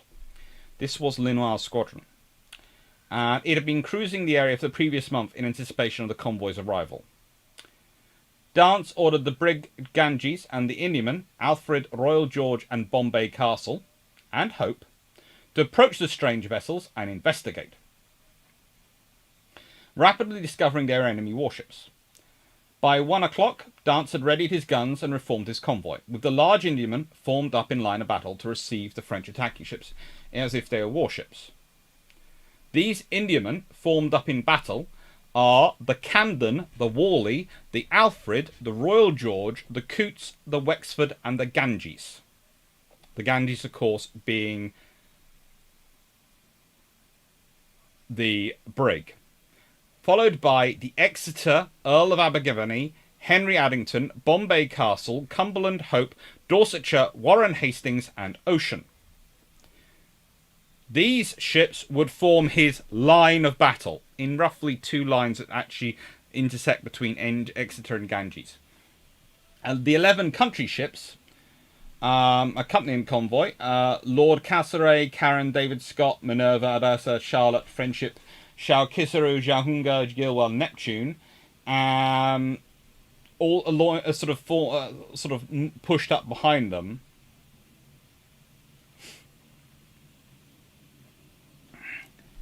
Linoir's squadron is the Marengo, a 74-gun, third-rate ship of the line under Linoir's command. The Belle Poule, a 40-gun ship, the Semital, a 36-gun ship, the Berkau, a 20-gun ship, and the Adventurer, a 16-gun ship. So you have... The interesting thing is, let's be honest, the East India ships, they don't have the crews. So if they close the boarding range, they don't have the crews to fight this. But what has the lovely Dance done? Well, Dance has taken as many crew as he can from the ships which can't fight, so they can still sail, to reinforce the personnel on the ships which will fight, so they can look like they have got naval crews.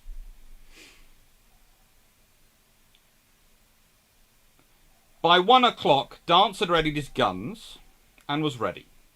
During late afternoon, Linoir's squadron fell in behind the slow line of merchant ships, and Dance expected an immediate attack. But Linoir was cautious and merely observed the convoy, preferring to wait until the following morning before engaging the enemy. Dance made use of the delay to gather the smaller country ships on the opposite side of his line from the French, and sent Ganges off to shepherd them into position and collect volunteers from their crews to further augment the sailors on board the Indiaman.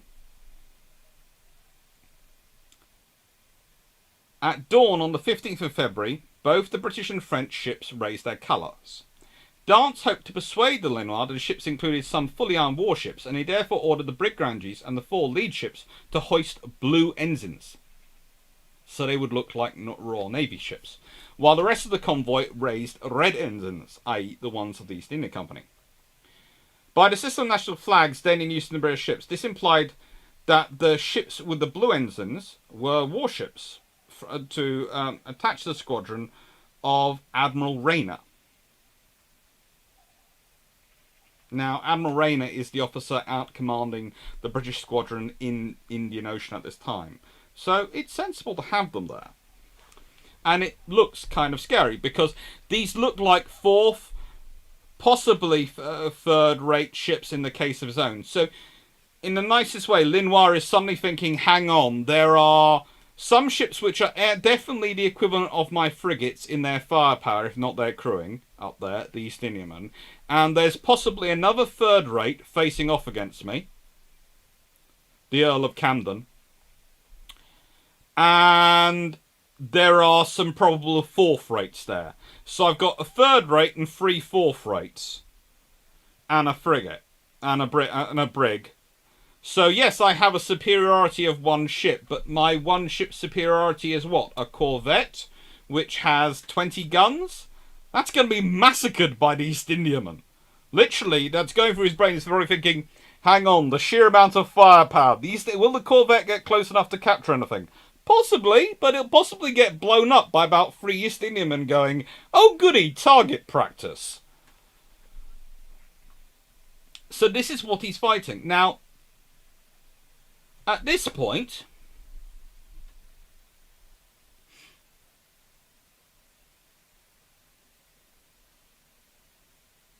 Dance was also assisted by the information that had reached Linois at Batfield, the false information planted by the Dutch, that claimed that there were 23 merchant ships and a brig in the convoy. Dance had collected 6 additional ships during his journey, and the identity of these were unknown to the French, so they assumed that those identified vessels must be warships. So, particularly as warships had been recently painted at the Canton, and they now definitely did resemble ships of the line. Again, the East India Company had specifically painted their East Indiamen to look like ships of the line. They were not stupid. They knew what they were doing. This was a long-term con job. That's what they were doing. So that's why there have been reports that there were ships of the line accompanying them, because they looked like ships of the line. And unless you get very close or on board, you can't really tell the difference if the guns are all stowed.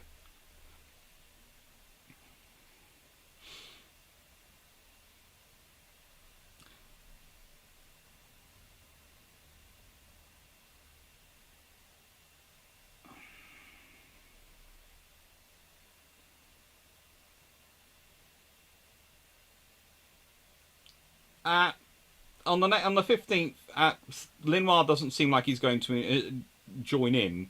Dance decides to form a sailing formation, which is going to speed his ships up in the hope of reaching the straits ahead of Linois. However, the convoy now at that point looks less intimidating, so Linois decides to slowly begin again approaching the British ships. For a raider, he is terribly timid. 1 o'clock, it was clear that Linois' faster ships were in danger of isolating the rear convoy, and Dance again ordered his lead ships to attack and come about so they would cross in front of the French squadron. The British successfully execute this manoeuvre. This is a very difficult manoeuvre. It's attack in the face of the enemy. It looks to a naval officer who is a conceited person in his pride, his profession, that can only be done by a naval crew. That could never be done by a merchant crew. It must be done by a proper naval crew. Look at them, the way they're manning, and their guns are coming out and they're tacking into the wind to come towards me. They must be warships. At 1:15, Linois opens fire on the lead ship, the Royal George, under the command of John Fan Trimmins. The Royal George and the next 4 ships in line, the Ganges, the Earl of Camden, Dance's own ship, flying a convoy commodore's flag, probably, to look like he is a senior officer, and the Worley and the Alfred all return fire. Ganges initially attacking Royal George itself in error. Captain James Pendergrass and Hope, the next in line, was so eager to join the battle that he misjudged his speed and collided with Worley, the ships falling back as their crews worked to separate the rigging. Shots were then exchanged at long range for about 43 minutes, from neither side inflicting severe damage. But here's the thing, the East Indiamen were keen to get into battle, because they had got extra crew from the county ships, from the ships which weren't going to be fighting. They had their guns, and they thought they could. They knew they couldn't take on the 74. They had no chance against the third rate of the Linois' command ship, but they thought they had a chance in exchanging fire with the others. Royal George lost a sailor named Hugh Watt and had another wounded. None of the other British ships or French ships reported anything worse than superficial damage in the engagement. It was at too long a range, really.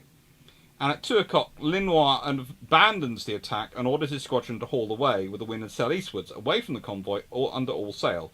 Determined to maintain the presence of warships, Dance ordered the ships flying naval ensigns, including his flagship Earl of Cannon, to chase the French. i.e. the East Indiamen were chasing the French, which outgunned them, but they were chasing them, to further get them think that these are warships. None of the merchant ships could match the French speed, but an attempt at chase would dissuade them. And for 2 hours, Dance's squadron followed Lenoir, Hope coming close to catching actually the Overturia, but unable to get too close to the brig. You know,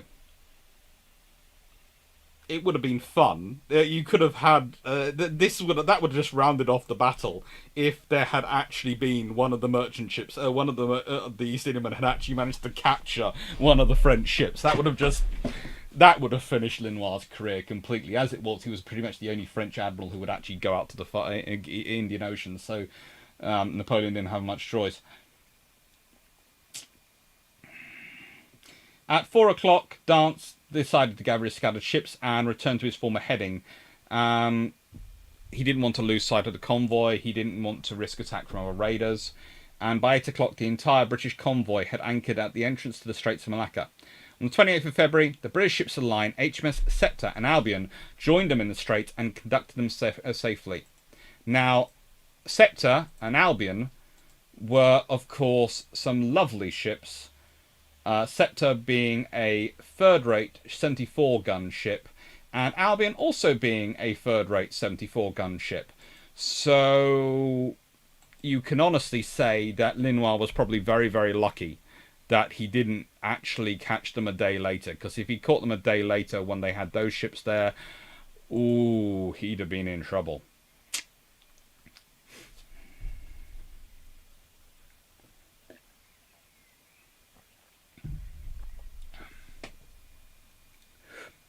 The French admiral later attempted to explain his conduct during the engagement. The ships which attacked and rejoined those which were engaging us, and the 3 of the engaging ships manoeuvred to double our rear, while the remainder of the fleet, crowning sail and bearing up, evinced an intention to surround us. By the manoeuvre, the enemy would have rendered my situation very dangerous. The superiority of his force was ascertained, and I had no longer to deliberate on the part I should take to avoid the consequences of an unequal engagement. Profiting by smoke, I hauled up to port, and steering east northeast, I increased the distance to the enemy, who continued to pursue the squadron for 3 hours, discharging at it several broadsides.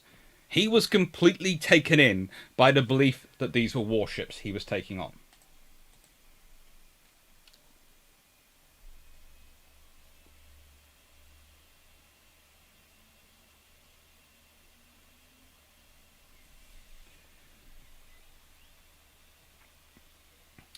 Grassarcy, the Honourable East Indian Company Book of Random Ship Names. I'm tempted to write that.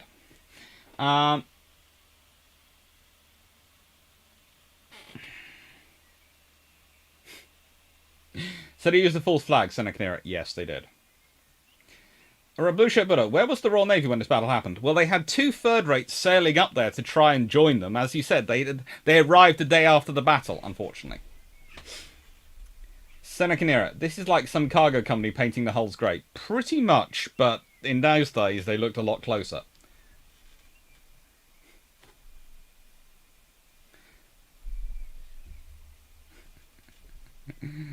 Oh, it's good times. And it's an interesting battle. But again, let's be honest. That ship looks like a 4th rate. It looks like a ship of the line.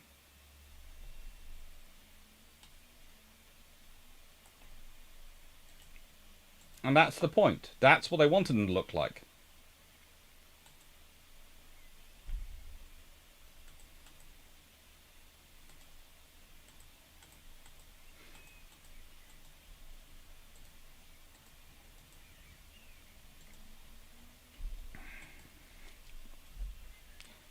Here is, for comparison, an actual 4th rate ship of the line. So for comparison, if you are looking at these from a distance, they are firing at you. Ooh, it's got... Well, how am I going to position this so you can all see it? Hang on, if I push that to the back, yeah, that should work. And take that down. At a distance, Oh, it's got its sailing rig looks rather similar to a full freight ship of the line. It's got a gallery at the end. It's got a lot of gun ports. Yeah, that looks okay. Maybe a full freight. That's looking like a heavier 60 gun ship, but this could be a 50 gun full freight quite easily. And that's the point. That is the purpose of them.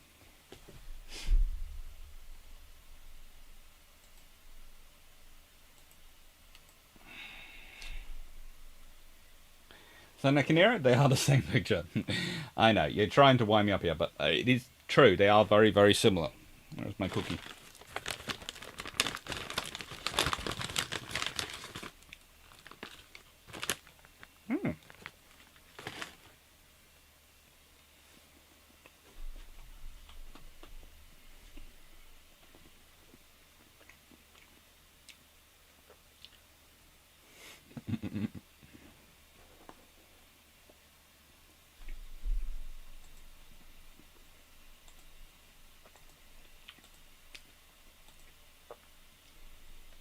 And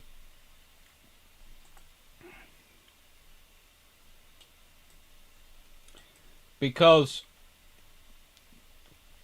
I'm a very, very helpful person, naturally,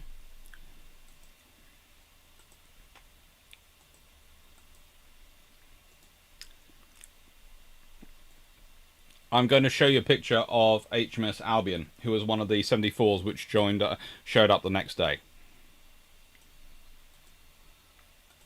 In this picture,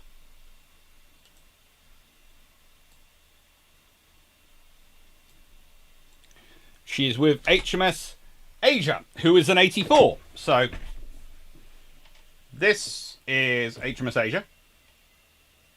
I do look like the gentleman from, what was that television program? Used to always have a gentleman staring over the fence. Hello. Never saw the lower half of his face. Alright.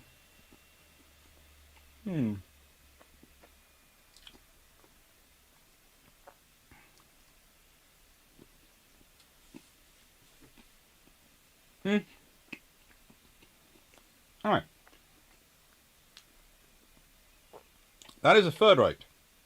That is a fourth rate. That is an East Indiaman down there. Now, at range, I can probably tell it apart from that thing. But I can't tell it apart much from that thing.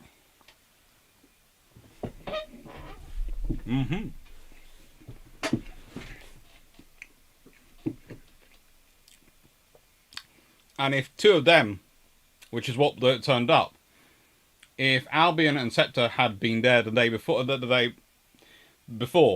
I think Linoir's squadron would have been caught and would have been in severe trouble.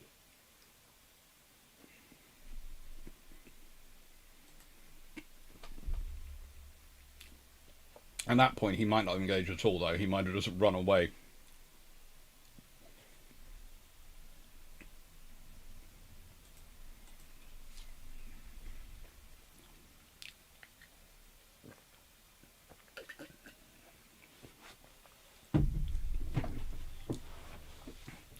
Felix B, weren't fourth rates not quite rare in the RSOs?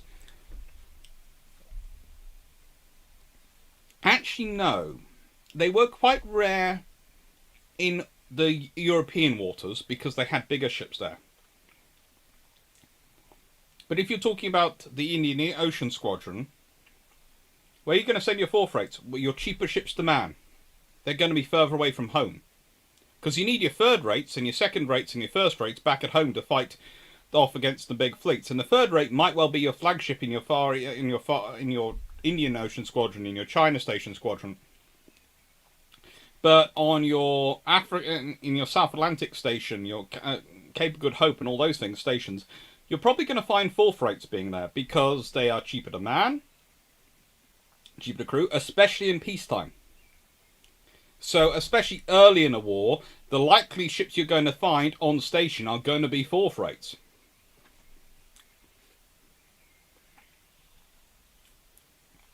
Senator Nero, when did design of warships, civilian vessels differ enough that you couldn't mistake them for another?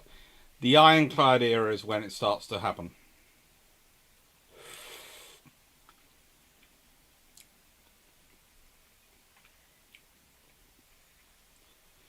Conversation, very similar. Had EIC ship in cargo configure had gun ports?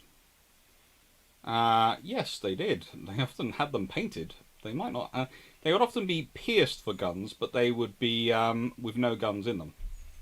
Heinem. Wilson from Home Improvement. Oh, thank you. So that's what I was doing. I was doing an impression of Wilson from Home Improvement.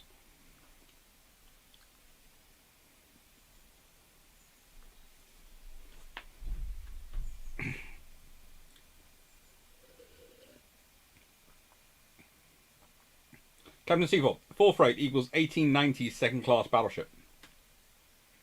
Probably. Yeah, probably. Because let's be honest, the 3rd rates are pretty much the vast majority of ships of the line. For whatever navy you're talking about, the 3rd rates are the sort of sweet spot. Hello, Frank Spadado.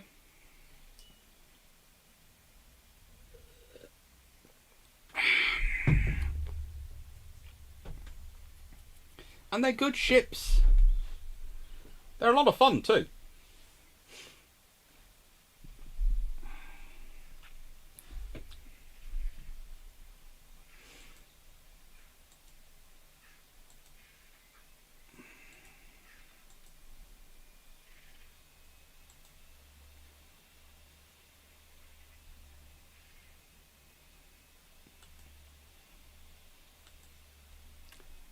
Sorry, just reading the questions. Making sure I didn't miss any earlier while I was talking through the battle.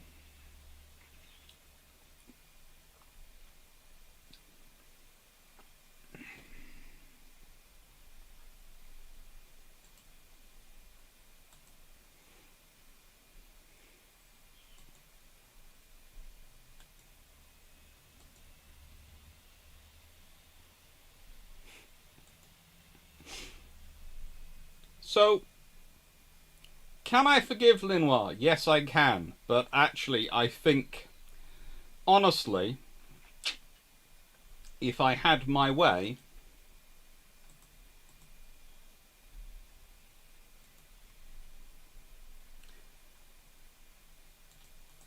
I think there should be a lot more statues to this gentleman going around. Let me just settings change and get his picture up.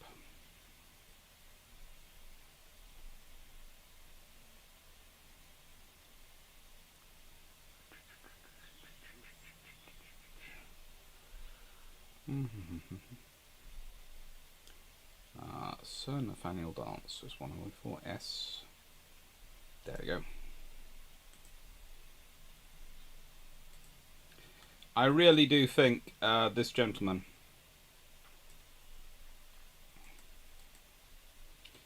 deserves a lot more than he gets.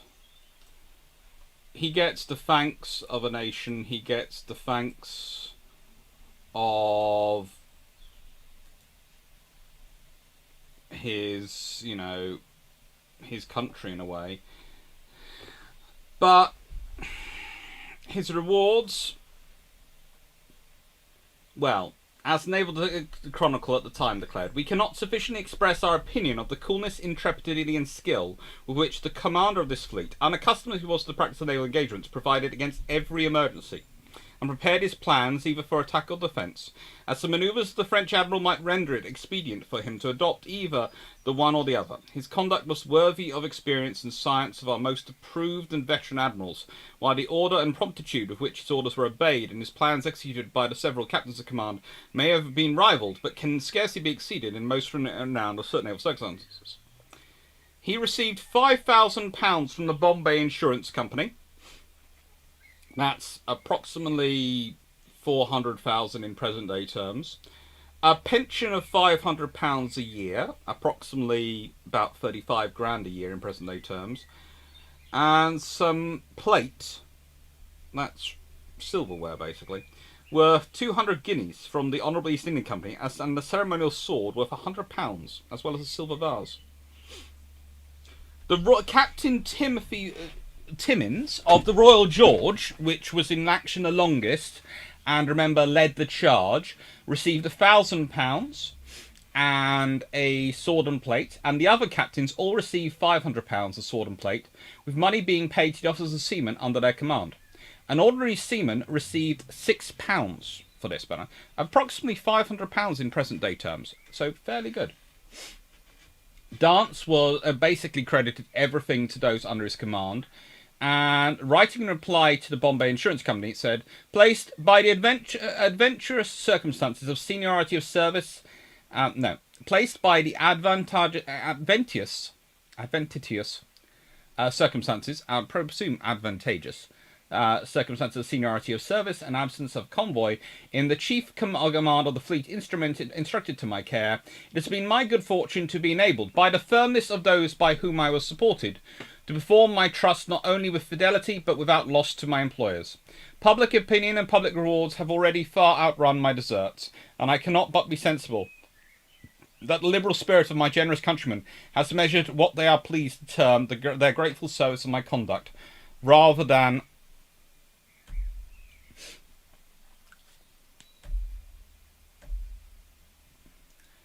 by particular utility of the exploit, than by the individual merit I can claim.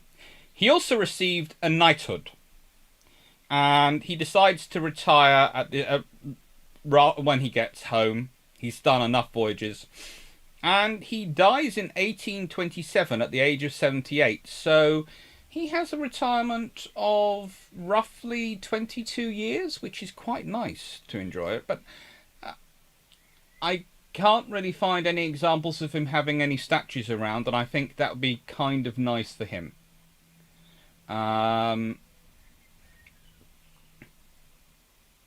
He had made several voyages back from to India and back, had been captured by the Franco-Spanish fleet in 1780 during the East Indies campaign of the American War of Independence.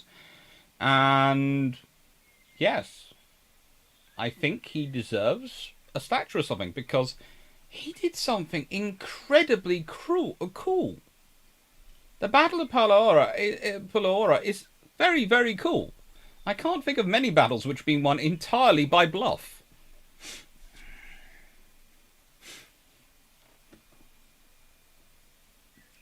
Shabran, you are showing us how the EIC looked like normal merchant. Can you show us how different a normal merchant ship looked at the time? Honestly, the normal merchant ship didn't look much different. Their painting might be different, but that's the point. They would, in style and structure, they would look very similar. So the East India Company liked to paint their ships to look like the Royal Navy, but they would still be the same merchant ships. Merchant ships were merchant ships. They're much of the same similarity.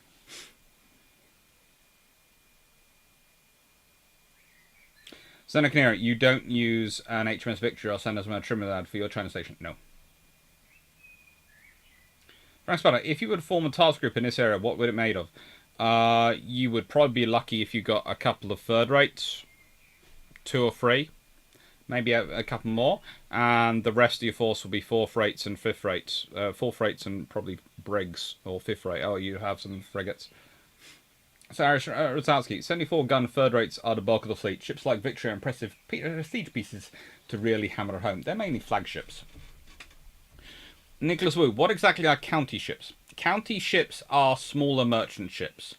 They tend to be the more individually owned ships. So they'd be the privately owned ships, and they would have to go to specific ports which weren't owned, but which didn't have factories of the East India Company in. So they would tend to be the smaller privately owned ships. The East India Company would have the bigger ships. So they're the smaller merchant ships.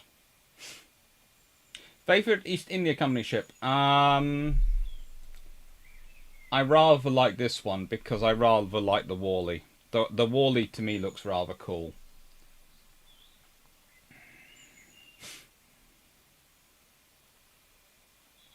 And it's one of the few from the Battle of Palaora which we have a good painting of specifically. The rest's all covered in this sort of generic painting of them.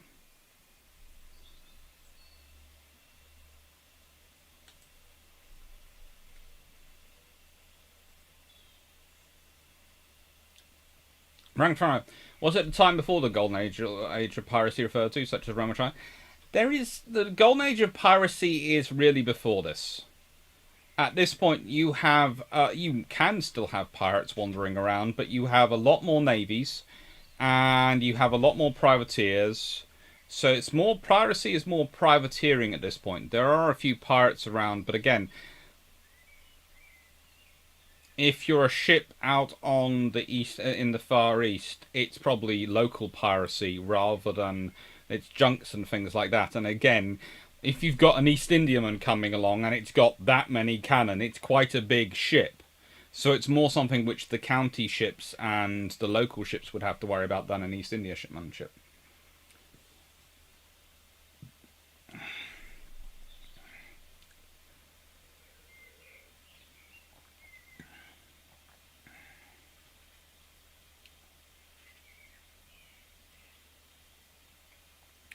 Hello, Martini Henry. Martini Henry.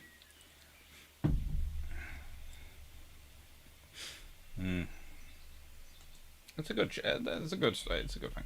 So, this is the East Indiaman we've sort of got surviving. Now, I would say, and this is probably going to get me into trouble, but as much as I love the Amsterdam, it's an 18th century 1700 VOC ship, so it's far closer, I would say, to the flute, which I talked about, and sort of galleon style than the what we're seeing here, what I'm talking about below. So by the time you've got to the 1804, and I'm trying to bring that up to the front. Yeah. So.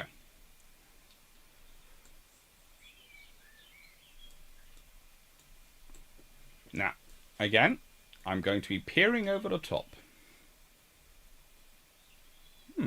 Interesting. I can do that and take it off the side. Might have to use that a bit.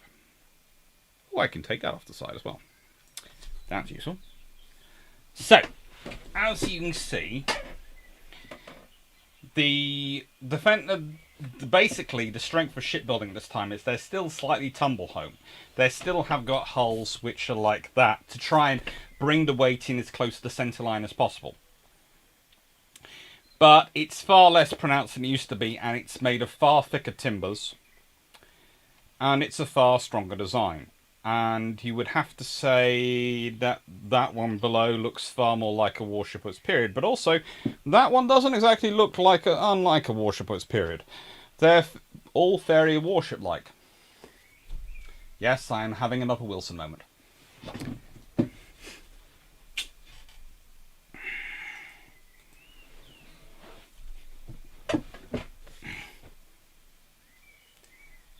That is a replica like the Golden Hind. Yes, the Amsterdam is a replica like the Golden Hind. It's a lovely ship, though. Try the Batavia. I'll try the Batavia.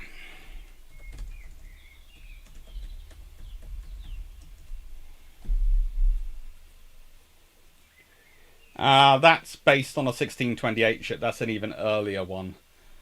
It's they are lovely ships, though. We don't really have, I would say,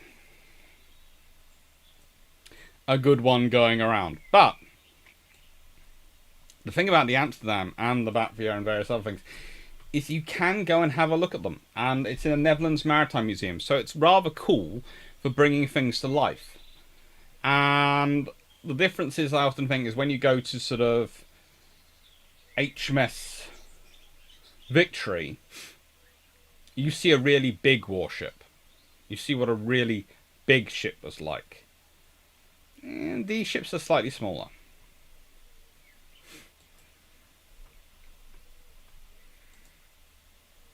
They're still cool, though.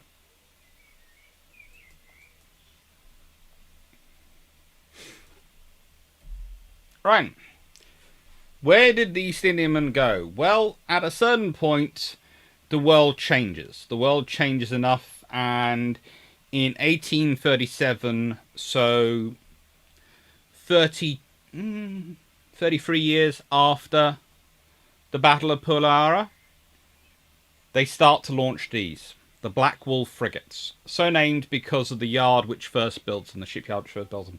And there are hundreds of these ships built. Again. And these look very, very like the frigates of the time. Again, they're sort of supposed to.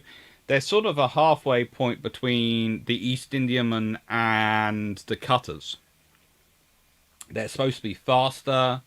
They're supposed to be sleeker to get stuff home to the UK. But they're still fairly solid ships. They're often fairly well armed to an extent. They tend to carry less guns than they need to. Well, less guns than, well, not so much they need to, than what the predecessors carried. And they're cool. The reason they tend to be called Blackwall frigates is because they also tend to be named. They tend to share names with Royal Navy frigates. For example, well, you have Dalhousie, Dunbar, Northfleet, Cosby. Again, it's the East India Company following their standard policy of if we are going to build ships, that we are going to call them names which are similar to Royal Navy ships, because then if anyone is looking at them quickly, they think they're a Royal Navy frigate. And if they think they're a Royal Navy frigate, they're less likely to attack us. Well, hey.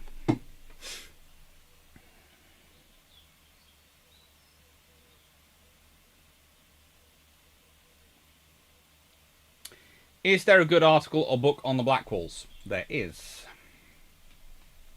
There is Basil Lubbock's book, which was first published in 1922. I'm going to hunt and see if I can find a more recent edition for a version of it.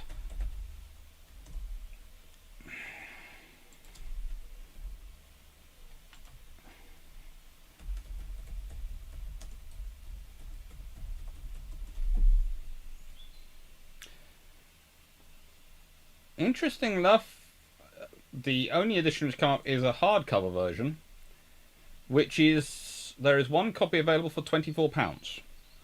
So I will put it in. I will edit the stream and I will put it up there. So for people who want, it seems to be the only good book published on them is by Basil Lubbock. He was quite an interesting naval historian of, well, certain type of naval historian during his period, and he produced some very interesting books. I know I've got a few of them. I haven't got this one, so I think it's good though. But it's well, it's, how do I put it? It's well listed, and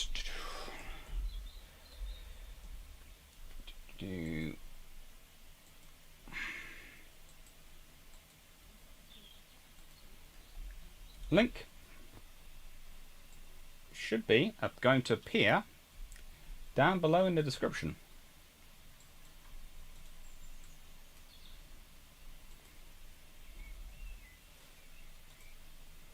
Yep, there's a link to it down below in the description. It's a good book, but there was a new, more recent edition version of the book published in 1987, and that's when you can find this from. But yeah,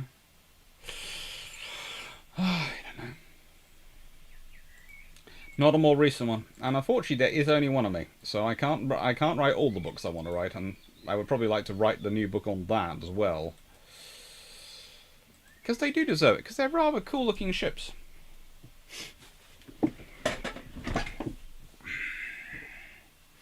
They're not as fast as the cutters, but they are certainly, how do I put this politely, they are certainly more robust than some of the cutters, and they have a very good reputation for not sinking. Although, interesting enough, one of them is the equivalent, is very close to being a sort of a Mary Celeste type figure. I think that's the Madagascar, and She went missing between Melbourne and London in 1853 with the loss of about 150 lives.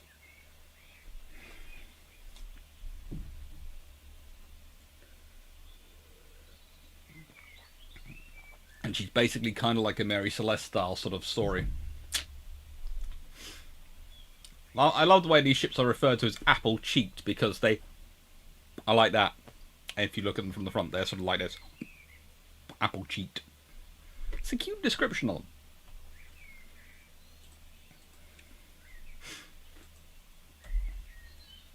So, what have you got coming?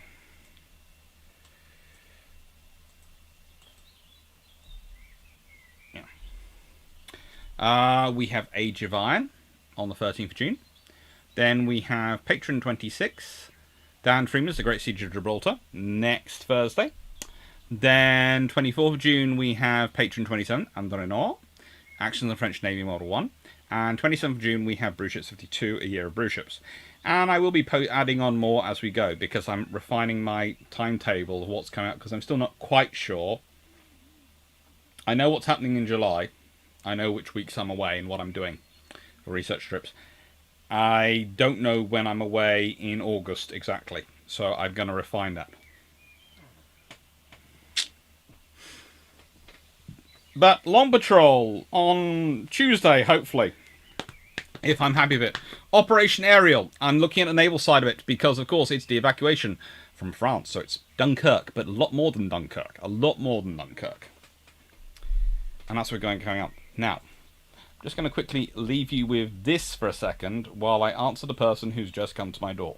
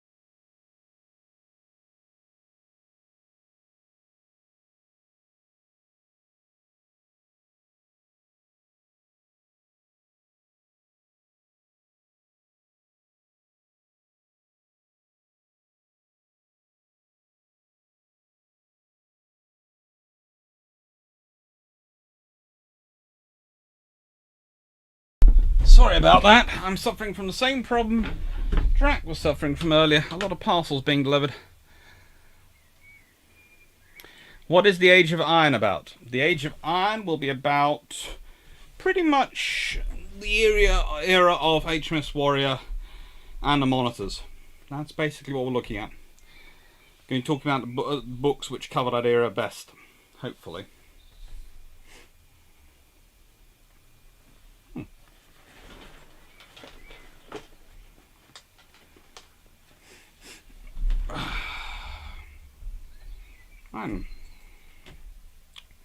And as ever, thank you to everyone who is, well, now I have to say, a subscriber and has joined the YouTube channel. Thank you to everyone who's a patron, because of course this was a patron topic, and I hope you enjoyed it. Thank you to everyone who does super chats. And thank you to everyone who basically has joined Discord, chats away, watches the channel, likes the videos, shares them. Thank you to everyone, because you're what keeps the channel going. You're what giving me a lot of fun, and you're what, how do I put it, keep my book addiction going, definitely. At this time of night. The one thing I've learnt with Amazon deliveries is they can turn up at any time of the day. It tends to be out past a certain time of night. If I'm home, I'm the one who goes to the front door.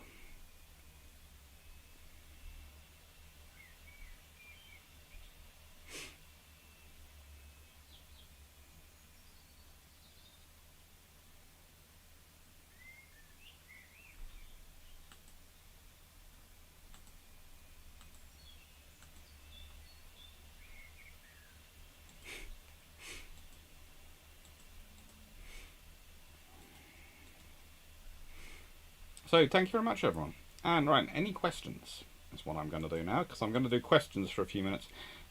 Basically, it's 5 to 9 my time, and I've been live for about 2 hours and 20 minutes. So, we'll do about 20 minutes questions, and then I'll go walk the dog.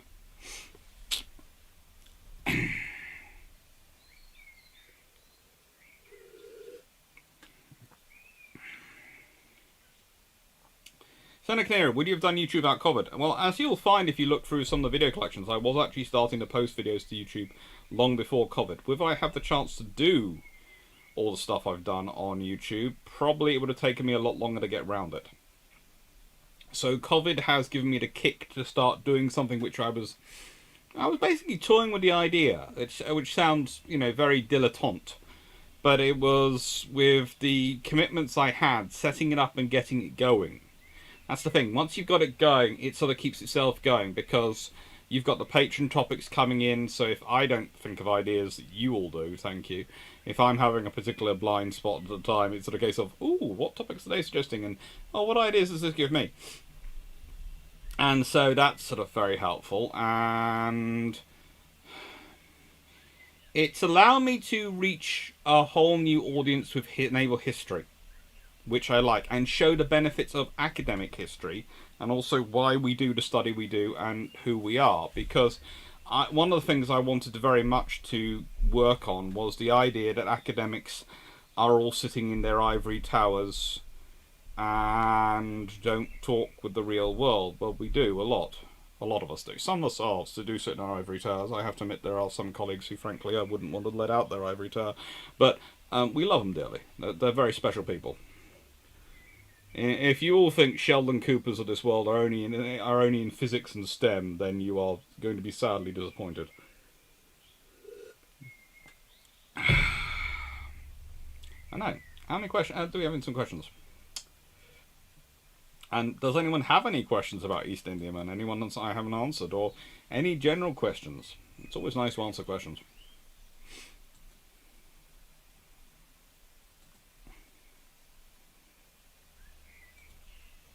Although it is causing me some fun because of working out how to discuss my YouTube work. Well, not work, mate.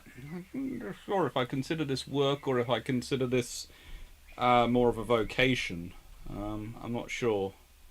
It's certainly something I really enjoy doing. Something this fun should not probably be called work, but it is technically work.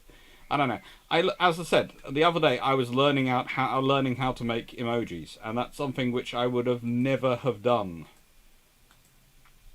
really before. But this is something which was fun. It was something cool to do, and it's given us these new emojis, which I'm having a lot of fun with. So, for those who don't know, the emojis are from people.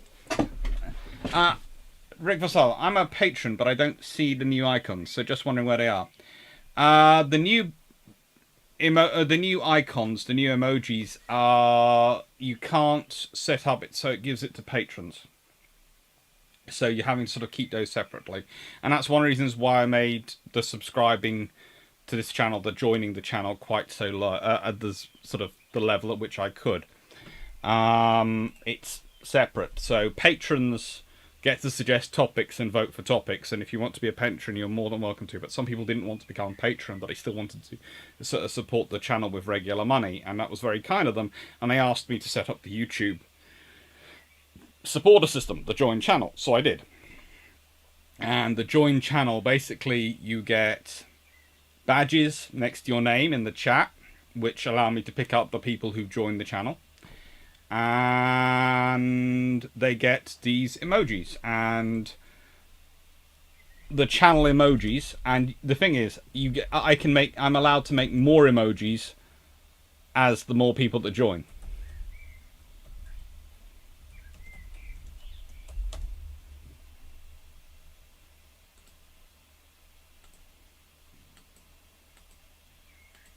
And yes, there is a beef Wellington emoji for those who are wondering. Which might be a little sad, but you know, that's me.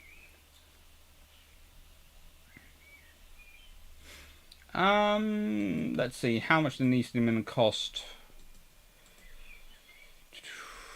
Let's see if I can find one that has a cost next to it in my notes.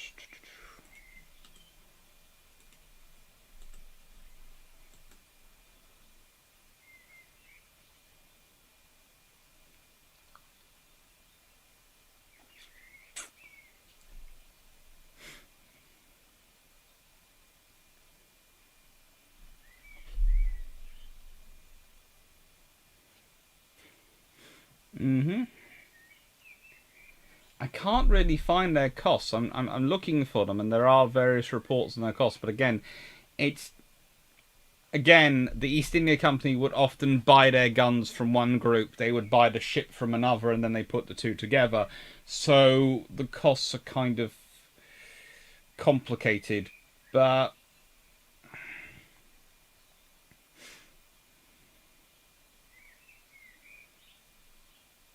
they seem to be in the range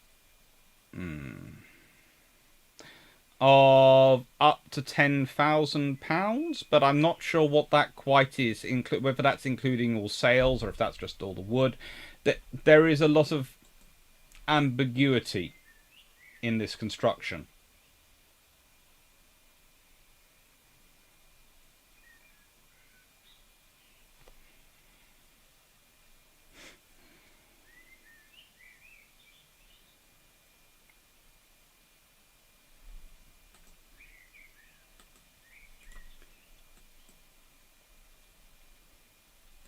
No.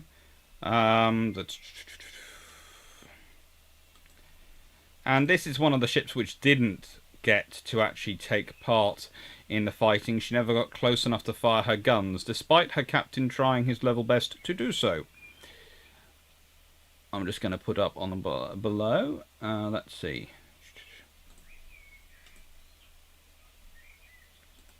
The Earl of Abergavenny.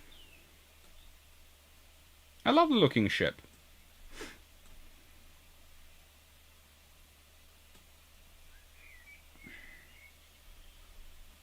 She was also involved in the Battle of Polaara.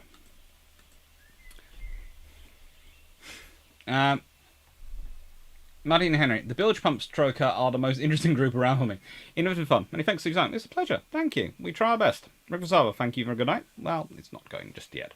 About 10 more minutes. Probably 15. Let's get it. I'll get the timing to a nice round number, so when I put in the parts 1, 2, and 3, and 4, it works out okay.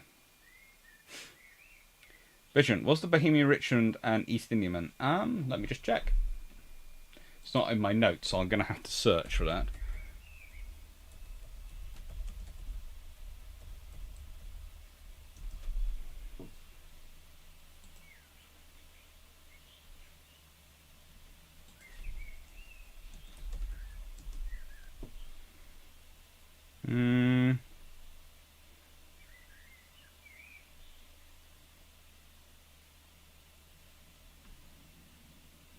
Possibly of a similar type. Possibly. But I can't find any sort of thing one way or the other.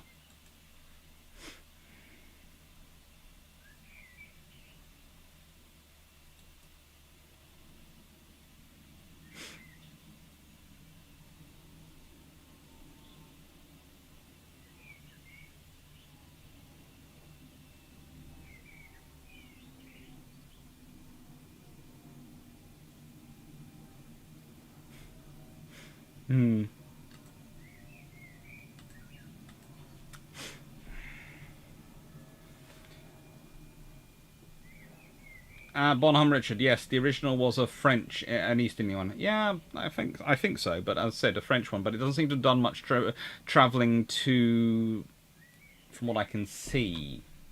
It's of that a style of merchant ship. Definitely.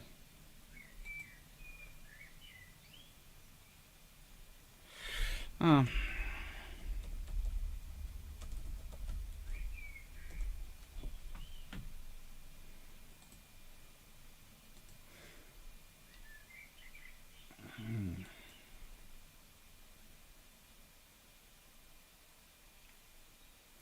She doesn't appear to be one of the larger East Indiamen. In fact, she appears to be one of the smaller ones. She's less than 1,000 tons.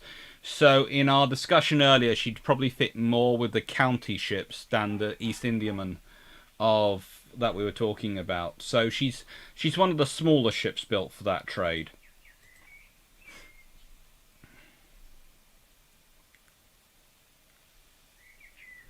Come on, really beef on it. It's not a haggis after all. No, it's beef Wellington. Sending where can I find Jamie's takedown of the Evergiven? I'm not sure where the article was published, but I do know he did. We had a nice long conversation about it on Bilge Pumps.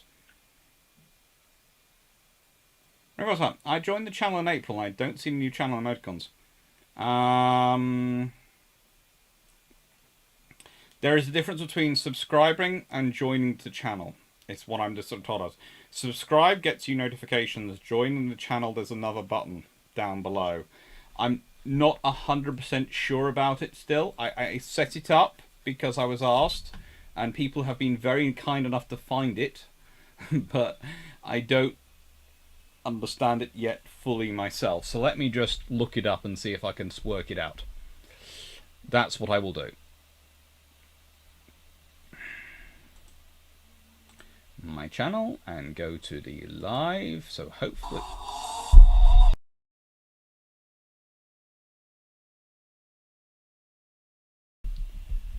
and right then skip ads. So let's see what I'm doing. Hello, yes I'm there. Hello, I can see myself. I'm waving to myself. That's what I'm doing. Right then, there is a join button down below. So there is a subscribe button and there is a join button. And if you join the channel, you're able to do emoticons, but it's a fixed fee. I think I tried to set it at about the lowest rate, a similar level to the lowest rate you can get on Patreon.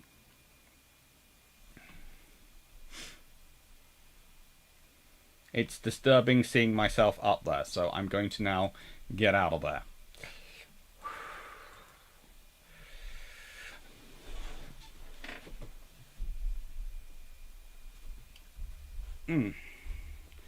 Malaga, is what you do here helpful for your research? Yes. It's definitely helpful for my teaching and spreading out research. At the moment, I'm doing a lot of research into sloops, and that's going to be my next book. And it's going to be a case of working out time to write that book and working out how I'm going to structure it. I'm managing to do the research fine. It's working out how I'm going to figure out the writing time. And it might well be a case of I say, right then, for 1 week, for 1 month, I'm going to turn it entirely into pre-recorded videos, because this is going to sound strange, but I tend to do the pre-recorded videos with far more of a script than I do the live videos, where I like to react to the questions and do it seminar style, so I have notes, but I don't have a script.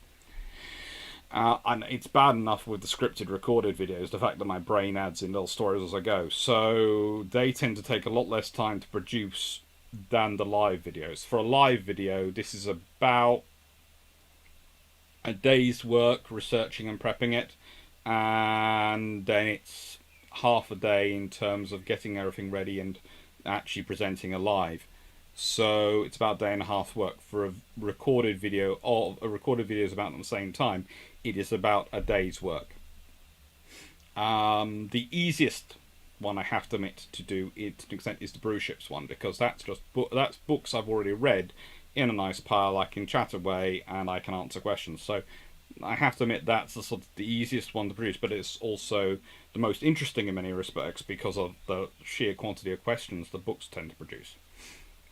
So that's, it does help though, research. It does help with my ideas, and it gives me a lot of output. I have to admit, on academic, even on any academic standard, there's a lot of output, and thanks to these videos. So, Supercharged 350. Yes, Supercharged 350 is one of the people who asked specifically for the channel, for the join button to be set up, and I did set it up for them on request. Oh, Richard, were there ever East Indiamen prior to nationalisation? Ever steam East India prior to nationalisation? They were starting along that route. I'm not sure how many were actually in service, but I think they were starting along that route. And nationalisation didn't really sort of take... Nationalisation of the East India Company was more about their control of India than their merchant fleet. So the East India Company itself sort of changes again on that.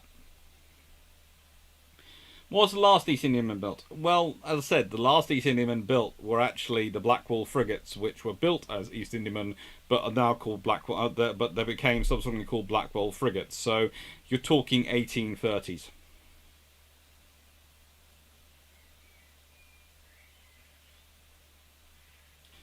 And as I said earlier, the modern container ships are really sort of their equivalents. Rivasava, I joined. You joined.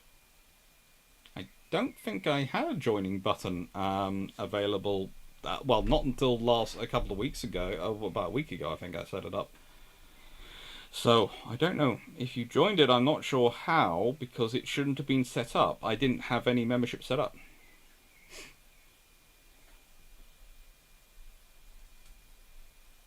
Suits from which era? The 1920s and 1930s. I'm writing a book about what they got up to, because they don't get that much coverage, and it's kind of like the destroyers. I got into it and was sort of going, yeah, I want to do something.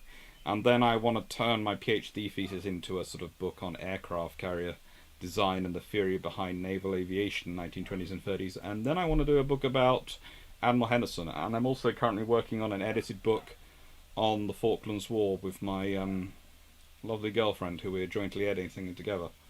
So, who is an amazing academic, and frankly, I'm not quite sure why she stays with me, but she's wonderful. Seneca, do your research colleagues respect your YouTube work? The ones who don't, I wouldn't really call colleagues.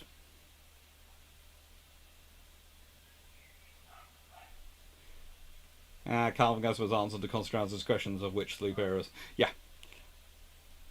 As Supercharged said, I had a message from him, I had a message from Supercharged, and a message from Supercharged, and I had a message from a few others on Discord basically saying they didn't want to use Patreon. And I said, well, fine, I'll set it up. PayPal is not really a route I'm going down, so I was happy to sort of set this up for them as they wanted to take part.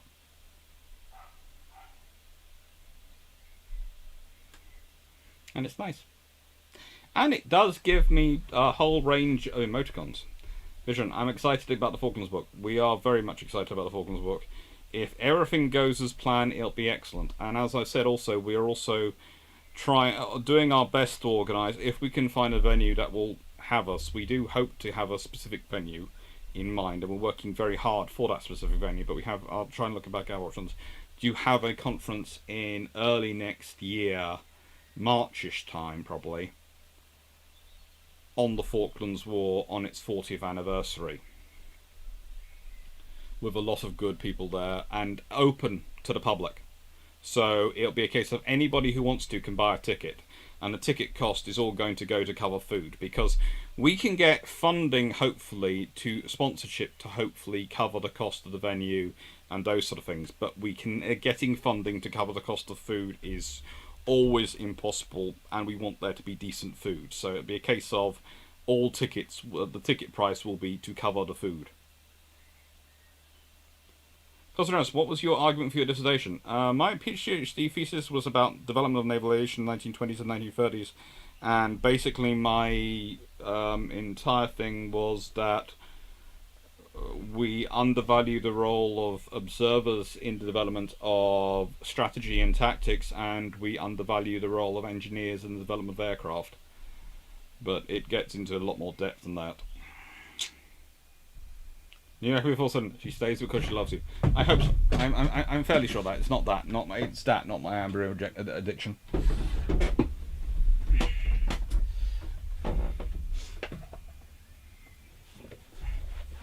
As I said, I love her a lot. She's very, very cute and very, very smart. I joined on Patreon. Is that different? Patreon is different to the YouTube. So Patreon, as I said, it doesn't get you the emojis because I can't link the two up at the moment, although YouTube and Patreon are talking about that.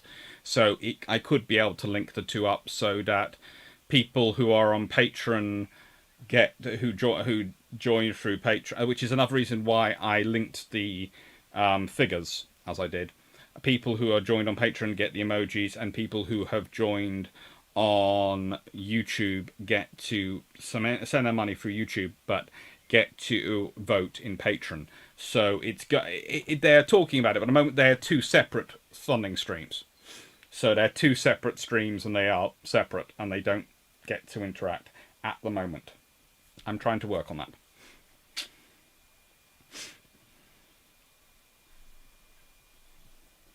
Senecneer, it seems in every field there are ivory tower defenders and outreach guys. It's a mixture is useful.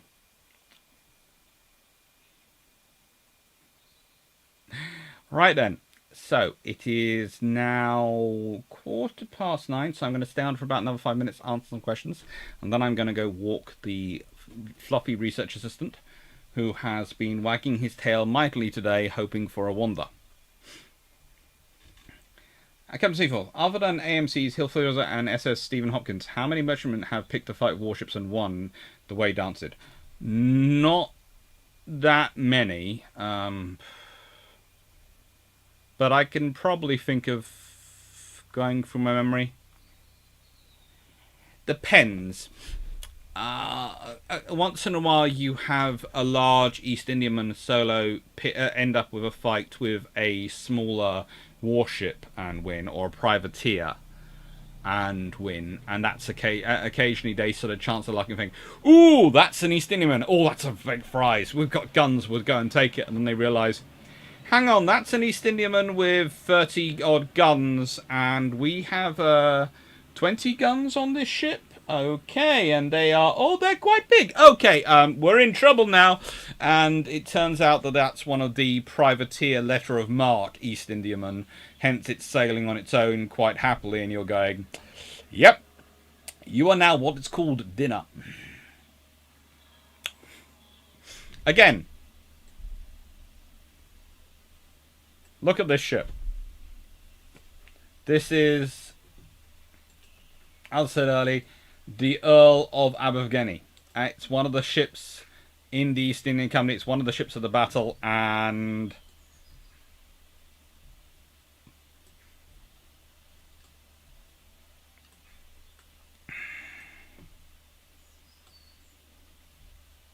they look very, very similar. And that's the point. It's a fourth-rate ship of the line, which, yes, a third-rate ship should be able to take. But if there are 3 or 4 fourth rates, then the third-rate ship of the line isn't going to be able to take them all.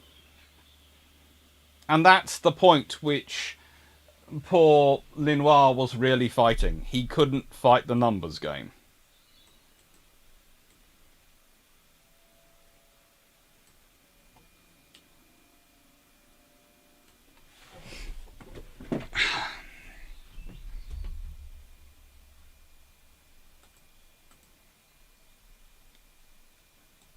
So, no, these ships look really pretty, but I wouldn't want to serve them.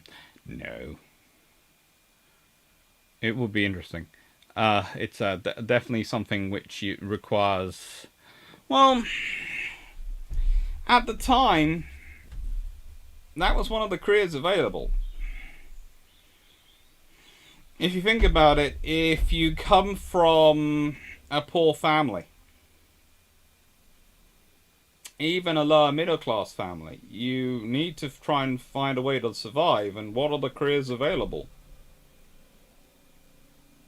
Serving as a sailor on an East Indiaman, that offers a chance for advancement. You can work your way up to mate and master and captain. you can work your way up to be Nathaniel Dance, because, let's be honest,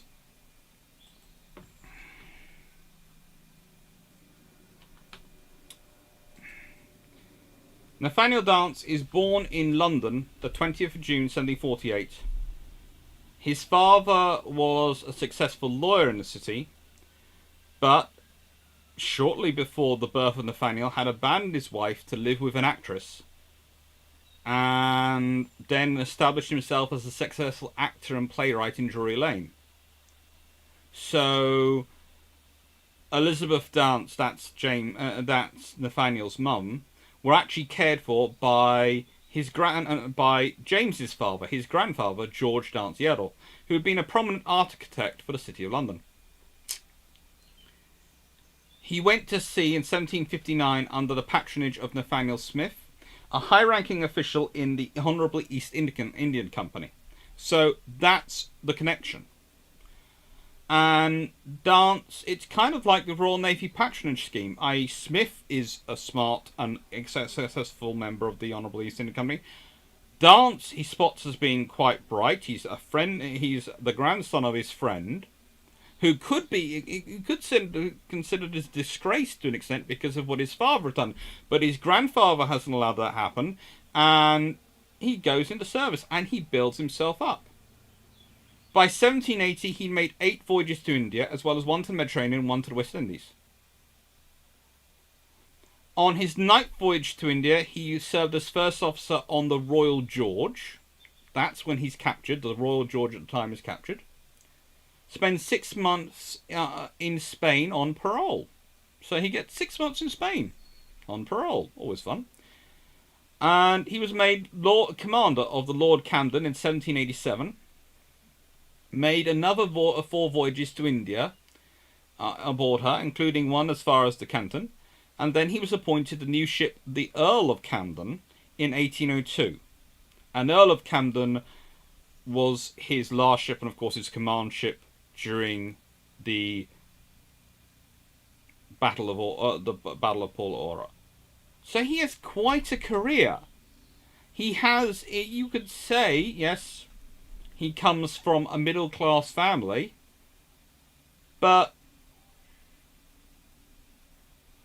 rich middle class? No. And thanks to his father, he would have faced a lot of difficulties if he'd been trying to work his way up in London society. He would have been facing a lot of sniggers and a lot of problems in that time. Just would have been, thanks to his father's actions. So going away to sea, that gave him a whole new life to go for.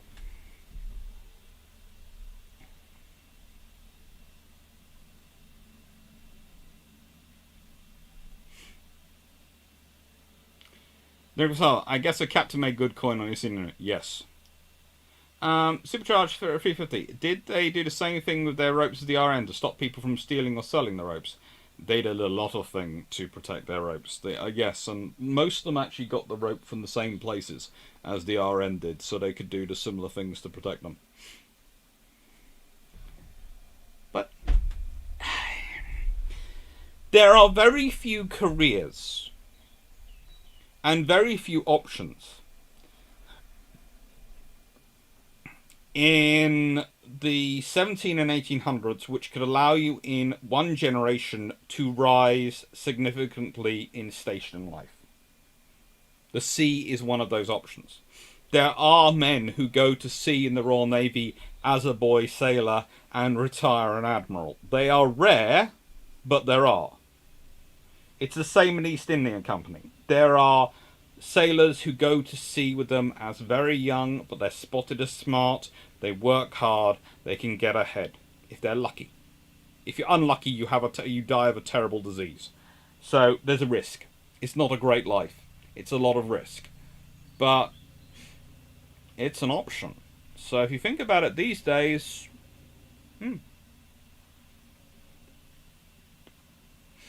Old Richard, I can attest the career at sea is worth more than the pay. The experiences are priceless.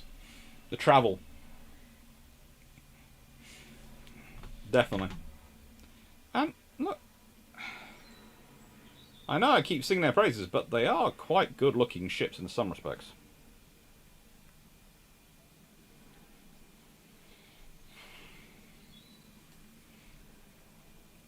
Also, you often realise when you're looking at these pictures that it's the same ship from three different angles that they're painting. And that's specifically on purpose because, that's what the person wanted who asked for it to be painted. They wanted their ship. I don't care about realism. Nelson did that. Nelson, again, is a good example. He starts from a poor, lower middle class family. Yes, he doesn't retire, but he does reach admiral. He reaches a very good rank. There are... If you want to rise, it's what the going to sea is one of the options. The sea is a great leveler because the sea is equally dangerous to all there.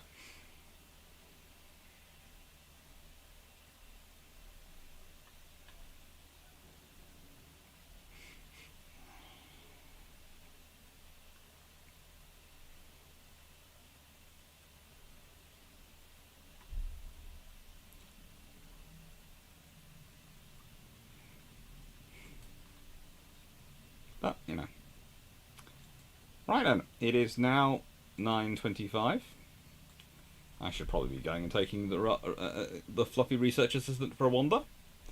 So, I will say thank you to everyone. I will finish by going again to this and going, so, what have we got coming up? Well, in terms of long patrols, we have Operation Ariel, the Battle of the Philippine Sea, Camperdown Rams Victoria on the 22nd of June, and the consequences of that. 29th of June, the Battle of Athos.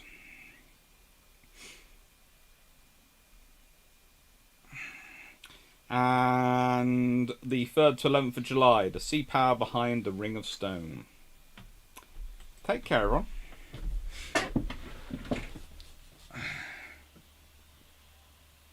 Seneca Nera, had Nelson not died at Trafalgar, would have made nobility, probably. More than likely.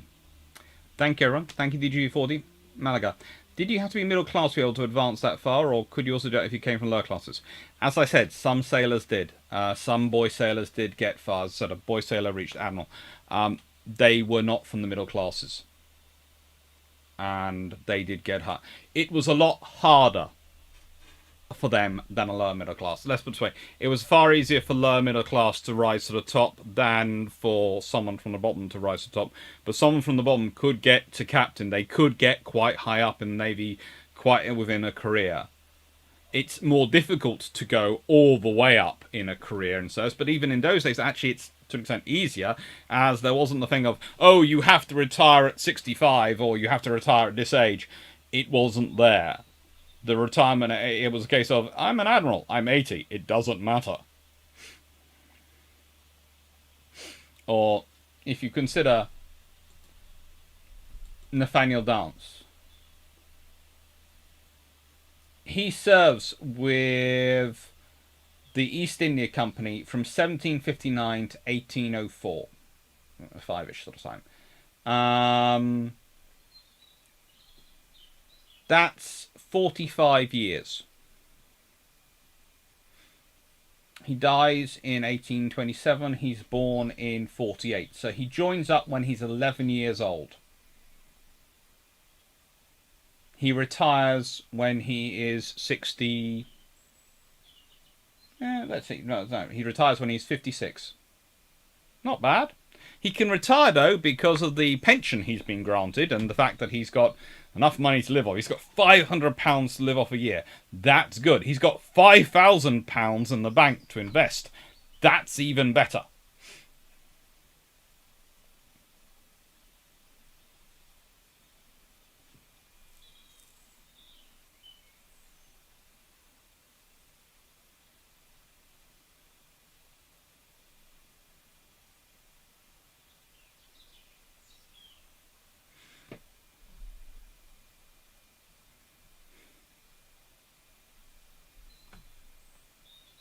But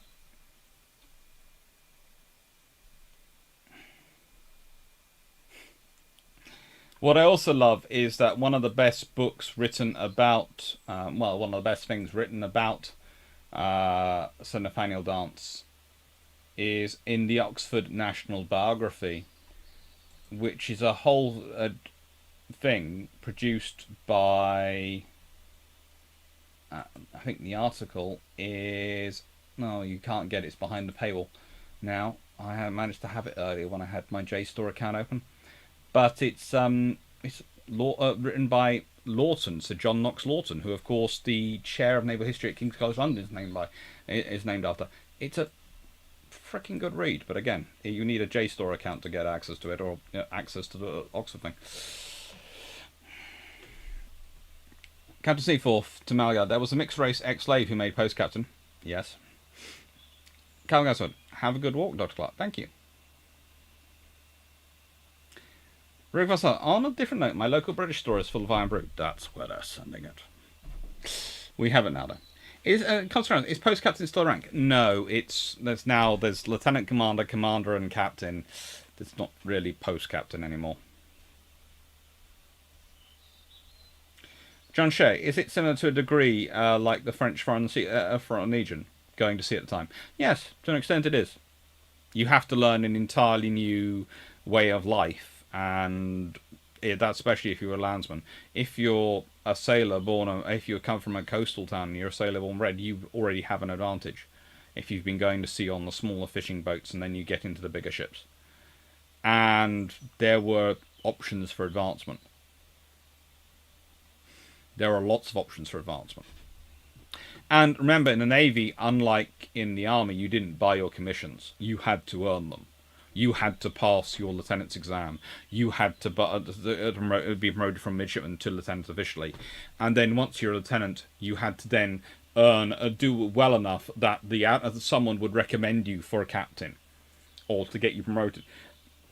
Once you're a captain, time in service long enough, you could possibly make admiral if you had enough sea time. So again, it was, if you're a good captain, we're going to put you at sea in a ship. It works.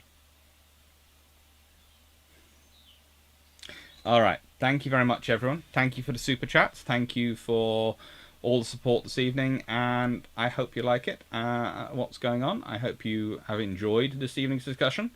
As I said, the next live is Brew Ships 51, Age of Iron, on the 13th of June. I think it's Brew Ships 51. Yeah, I might be going to have to change the numbers. Which is on Sunday. Take care, and I'm off to take the fluffy research assistant for a nice long wander. You should enjoy it. Take care, everyone.